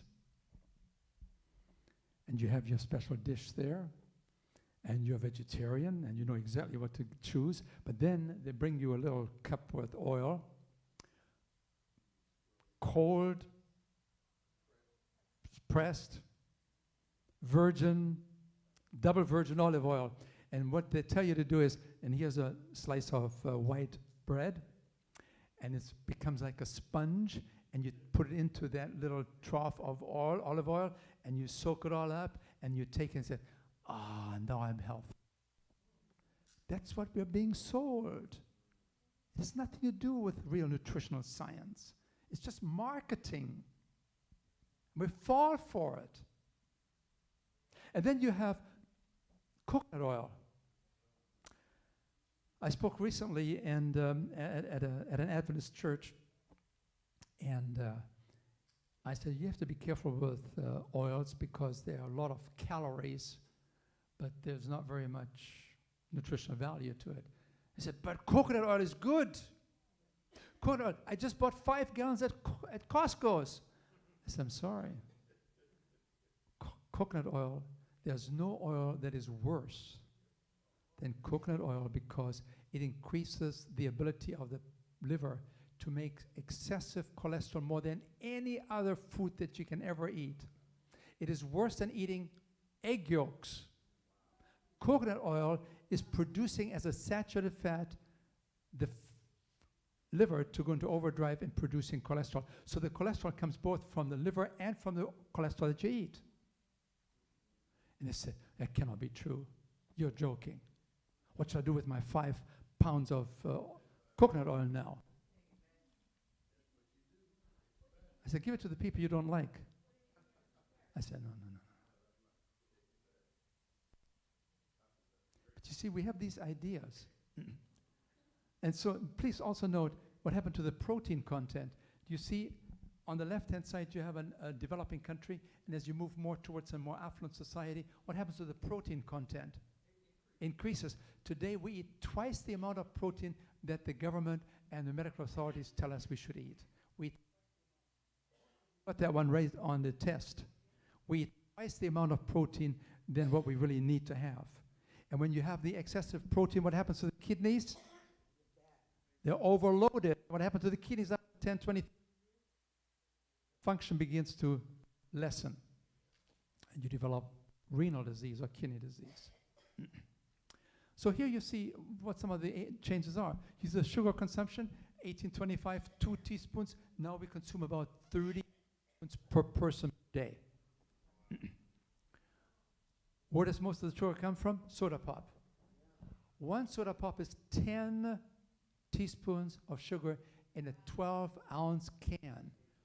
And some of our younger college kids, they take 2, 3, 4, 5 soda pops a day, especially if it has caffeine in it. Just think, 50 grams, 50 teaspoons of sugar just from soda pop.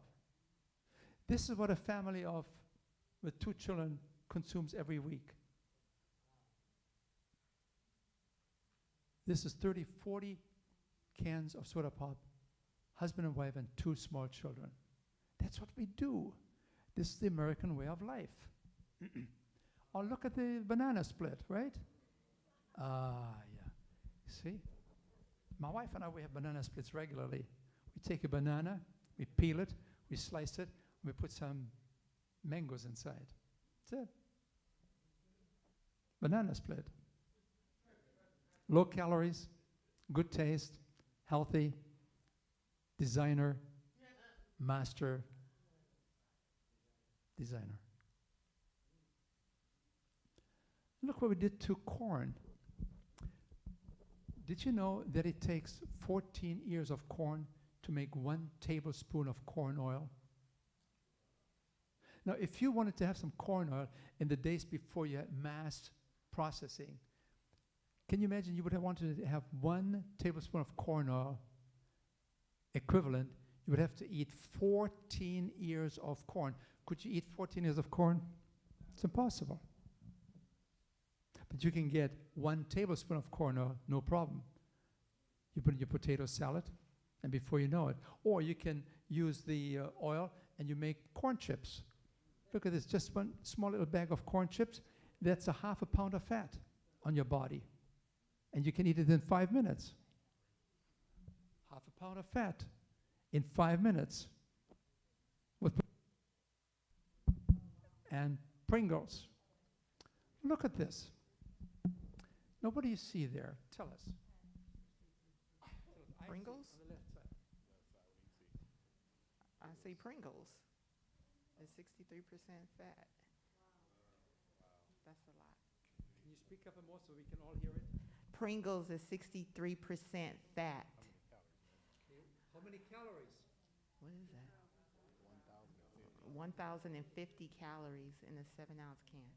So if you have a tube of Pringles, before you came to our program, how long do you think it would take you in those days to eat 1 tube of Pringles? Days, a couple of hours. I asked my medical students, I said, how long would it take you to? They said, we just inhale them. They're gone. How many calories? 1,000. 1,000 calories, that's 1/3 of fat on your body. In no time. You want to lose weight? You better cut out the Pringles. Or any of these processed foods. And then you have lots of salt. Remember we talked about salt? They're devilish productions. In my thinking. Now look at this. So I asked these medical students, so you're running out of Pringles, and you want to eat something, and there's nothing there except some fields with potatoes. So now you have to dig out the potatoes. How many potatoes do you have to eat to get 1,000 calories? Remember, it took how many minutes for getting the 1,000 calories in Pringles? A few minutes. Okay, a few minutes. How long would it take you, I said, to eat those 1,000 calories in the form of potatoes? How many potatoes would you have to eat to get 1,000 calories? I said, we don't have a clue. We don't take nutrition in medical school. I said, I understand. Well, would you know that you can eat 10 potatoes to get 1,000 calories? I said, how long would it take you to eat 10 potatoes to get your 1,000 calories? They said, about 10 days. Now, Pringles, 10 seconds. 1,000 calories. Potatoes, 1,000 calories. How many days? I mean, you get the idea, right? God is in the master packaging business. He knows exactly how to package the calories. Man greedily takes the potatoes, greedily turns them into potato chips, and now you have something, salt. I need some drink. Everything's working together, you see? It's feeding the customer. We should stop that. I think it's an insanity.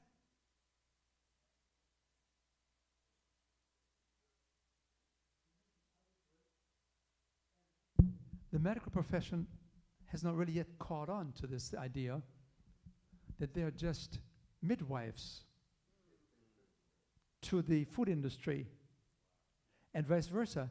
The food industry helps the physicians to stay busy because with all the foods that we supply, we have to worry about diseases that are related to diet.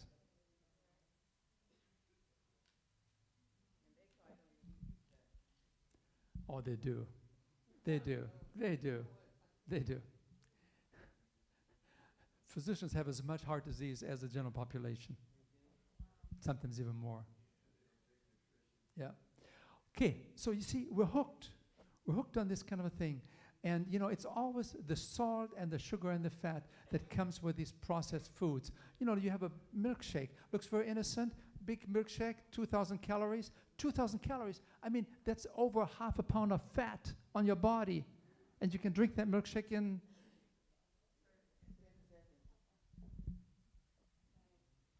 So you do something nice for your girlfriend. Baby, I have something for you. We're going to go out today. You got a nice milkshake. What are you doing? You're fattening your girl before the kill.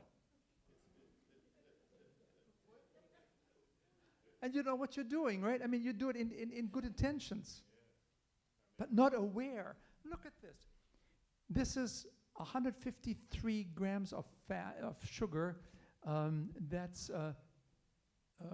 30 teaspoons of sugar in that one milkshake. And then look at the fat content, 113.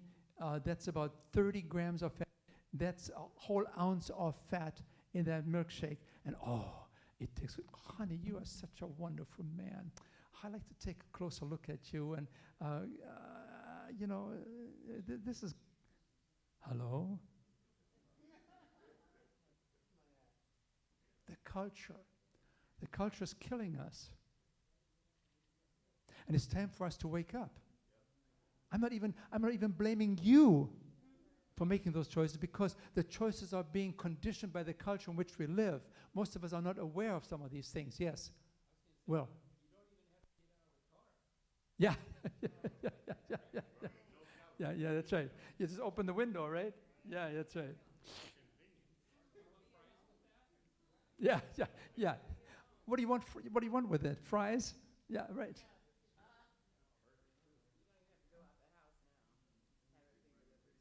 And you see, because everything comes to us, we're no longer dependent on the weather conditions that determines the harvest. We no longer sense the need for prayer of gratefulness for food.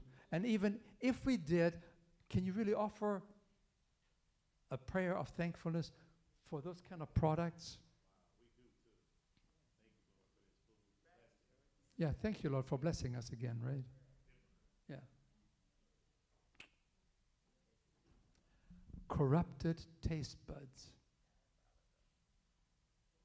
over time. We're not even aware of it. And that's why we want you to come tomorrow and learn about the Jump Start. And what we're going to do over the week, almost every night, you can call in to a Zoom program where we all meet together. And you can say, well, I tried my groats this morning, but they were just like cement. It didn't work out very well. You know, and that's okay. We're learning together. And you're asking me, did you get your walking done? Yes, sir. We're holding each other responsible and accountable. That's what it takes, because we are swimming against the cultural stream. We're going to say no. We want to make a change, but we cannot do it very easily. We are kind of weak. We're in a habit pattern. We're hooked, but there's power in the group. We'll do it together. So please take a look here. When it comes to the American diet, 44% of the calories that we eat has no nutritional value. It's just taste, taste, taste. Fat, salt, and sugar. No nutritional value. And so there are some famous men like Dr. Willett. They have said, we have gone from food to industrialized products, and that explains somehow the big increase in our common diseases, chronic diseases today. And then you had another shift. That was in the 1970s. We made the big shift in America towards processed foods. But there was a second shift, and that was in the last 100 years. Do you see, we used to eat about 100 some pounds of meat, or meat in general, a year per person. Today it's more like 200. So we've almost doubled the amount of animal products. Have you noticed?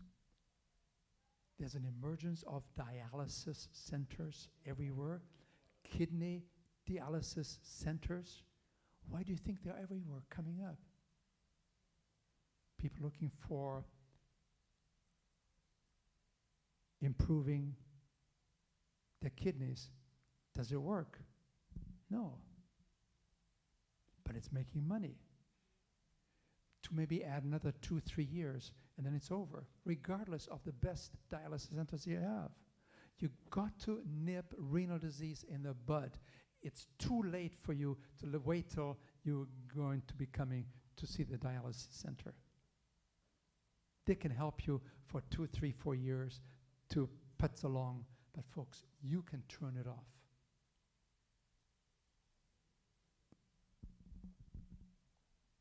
Angela, would you have guessed? Would I have guessed what? What you see there. This is what a person eats in a lifetime. I believe it. 12 cows, 25 hogs, and 2,400 chickens.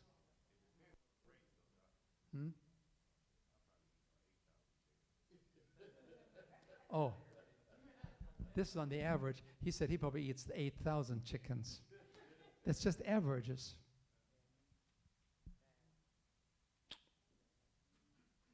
And then we wonder why the kidneys begin to fail, why the heart is being attacked by a mysterious killer, right? Why men become impotent by the time they're 45, 50 years of age with prostate cancer, which is strictly relationship to, in particular, dairy products. Please note, you see the sirloin steak there in the middle? That is 25% protein and 75% fat. But what does the industry tell us? You need to have some protein. Hello, have our sirloin steak. It's high in protein. It's 75%. Hello.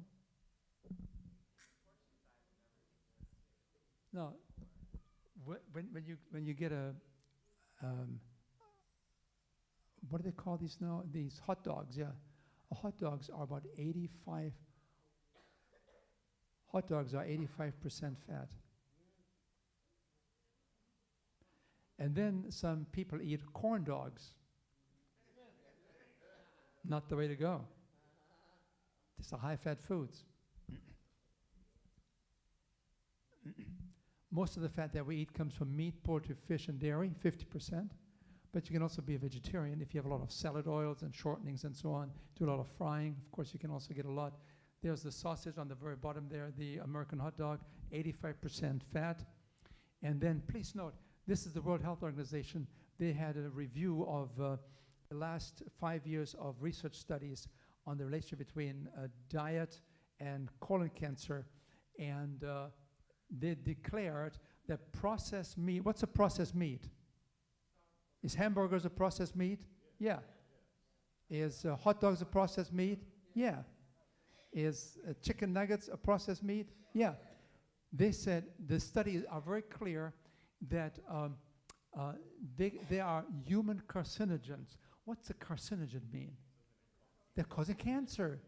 They're causing cancer just like smoking causes lung cancer. So these kind of processed meats are causing colon cancer. As a matter of fact, they came up with a mathematical formula that can tell you what the likelihood is of you to develop a cancer based on the amount of processed meats that you eat.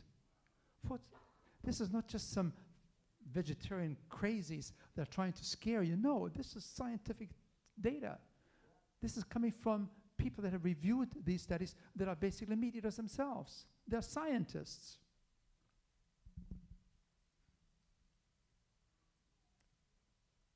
And then you look at dairy foods. You see the milk there is 48% fat. And we have been told it's only 3% fat, right? No, it's 48% of the calories in milk is coming from fat. When you eat a glass of milk, when you drink a glass of milk, that's 8 grams of fat. Here's the question. How many calories do you have in a gram of fat? How many grams of calories, how many calories do you have in a gram of fat?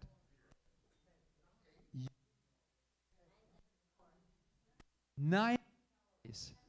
Every gram of fat, if it, regardless of whether it's coconut oil or olive oil or animal oils, fats, every gram of fat, how many calories? 9 calories. Okay? Now look at this. Milk is 8 grams of fat in 1 glass of milk. 8 times 9 calories per gram. That's 72 out of 150 calories in a glass of milk. That's 50% fat. Milk is 50% fat. And that's why when the population became aware of this, they began to push for cut the fat out of the milk, and they came out with 2% fat milk. And they said, oh no, even that is too much. It's saturated fat that is causing reduce, and that's in milk. So then they said, no, we need to go to skim milk. Okay, so they began to sell skim milk. What do you think they did with all the fat that they skimmed off? Sent it to China? What do you think they did with the fat that they skimmed off? Well, yeah, of course. Turned into butter and cheese. Cheese is 71% fat. And cheese is totally addictive. And once you're hooked on cheese, it's very difficult to get away from it. So now they're drinking, no well-informed person drinks skim milk and then has a cheeseburger, right? Do you see how the culture is confusing us? Oh, I'm educated. I'm only using silk milk. Oh, pass the cheese.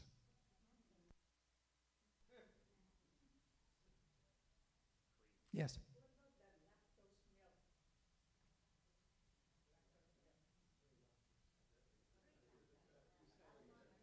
You mean free lactose milk? Okay. Yeah, they have removed some of that. You're much better off taking some silk milk. You know silk milk? Oh, can you tell us what silk What is silk milk? Everybody knows what silk milk is. Do you know what soy milk is? You have soya milk, you have oat milk, you have potato milk, you have nut milk, you have all these kind of, they simulate milk because they all recognize that the human consumption of animal milk is not in our best interest. So they make the milk to look like it, and it has more calcium than the milk has on its own. So you need to take a look at this in the store next time, and you look for silk, S-I-L-K, silk milk. It tastes like milk almost. I mean, I cannot take the difference. I've been using that for 6, 7, 8, 9, 10 years. And you have all these different kinds of milks there that are available because milk is on the skids. Milk is really, really in trouble. The milk industry really doesn't know what to do with all the milk anymore. They don't. They asked the government for a multi-million-dollar subsidy to keep up the milk business going. They're in trouble. Informed people understand that this is not in their best interest. There it is. The number one source of saturated fat, which is of course what drives the cholesterol, is cheese. Be careful about that pizza next time. Yeah. Okay. I want to close here. This is the American diet, where most of the calories now don't come from food as they come in nature, but they come from processed foods. 60-some% of our calories we eat today comes from processed foods, which are expensive. They're stripped of their fiber, they're stripped of their nutrition value, but they're making the manufacturer rich. And then another 25% or so of the calories that we eat comes from animal products. Again, high in fat, only source of cholesterol. Cholesterol is only found in animal products. No fiber, 0 fiber. So we need to really think about this, and we'll talk about that more next time as we talk about heart disease, and we'll have a special film for you next week, but I just appreciate your patience being with us here from 2 o'clock, 2:15 to 5:15. You've been a great audience, and we're looking forward to seeing you tomorrow, 2 o'clock in Southgate, right? And we're going to be talking about lecture number 2. We'll be reviewing this a little bit, and then we'll talk about what can I do to cure this disease? What can we do? And then also we have the Jumpstart people coming with us who will tell us of how to help the body to become more tuned in to natural flavors. It's going to be a challenge, but we'll do it together. Thank you so much. You want to close maybe with a word of prayer? Yeah. So tomorrow, what time are we meeting? 2 p.m. Please make at Southgate location. We'll meet at Southgate location. Holidale Community SDA Church. It's like a white building. You'll see it. You can't miss the signs. So 2 o'clock, I'll see you there tomorrow. Please bring your folders, bring your writing materials, paper, pens, take notes. Good stuff. So without anything, we'll see you guys tomorrow. If you have any questions, you can see the Diehls today, especially if you have questions regarding your lab results, any concerns based on your evaluations that you have received. You may stay and you can pick their brains and ask them questions as well. So we will see you tomorrow. Let's just close with a word of prayer. Lord, we thank you so much for bringing us here today. Bless us as we go our separate ways, as we meet together as a team. May we continue on in this journey as we change our lifestyles in the way that you have always purposed in our hearts. We ask all these things in your name we pray. Amen.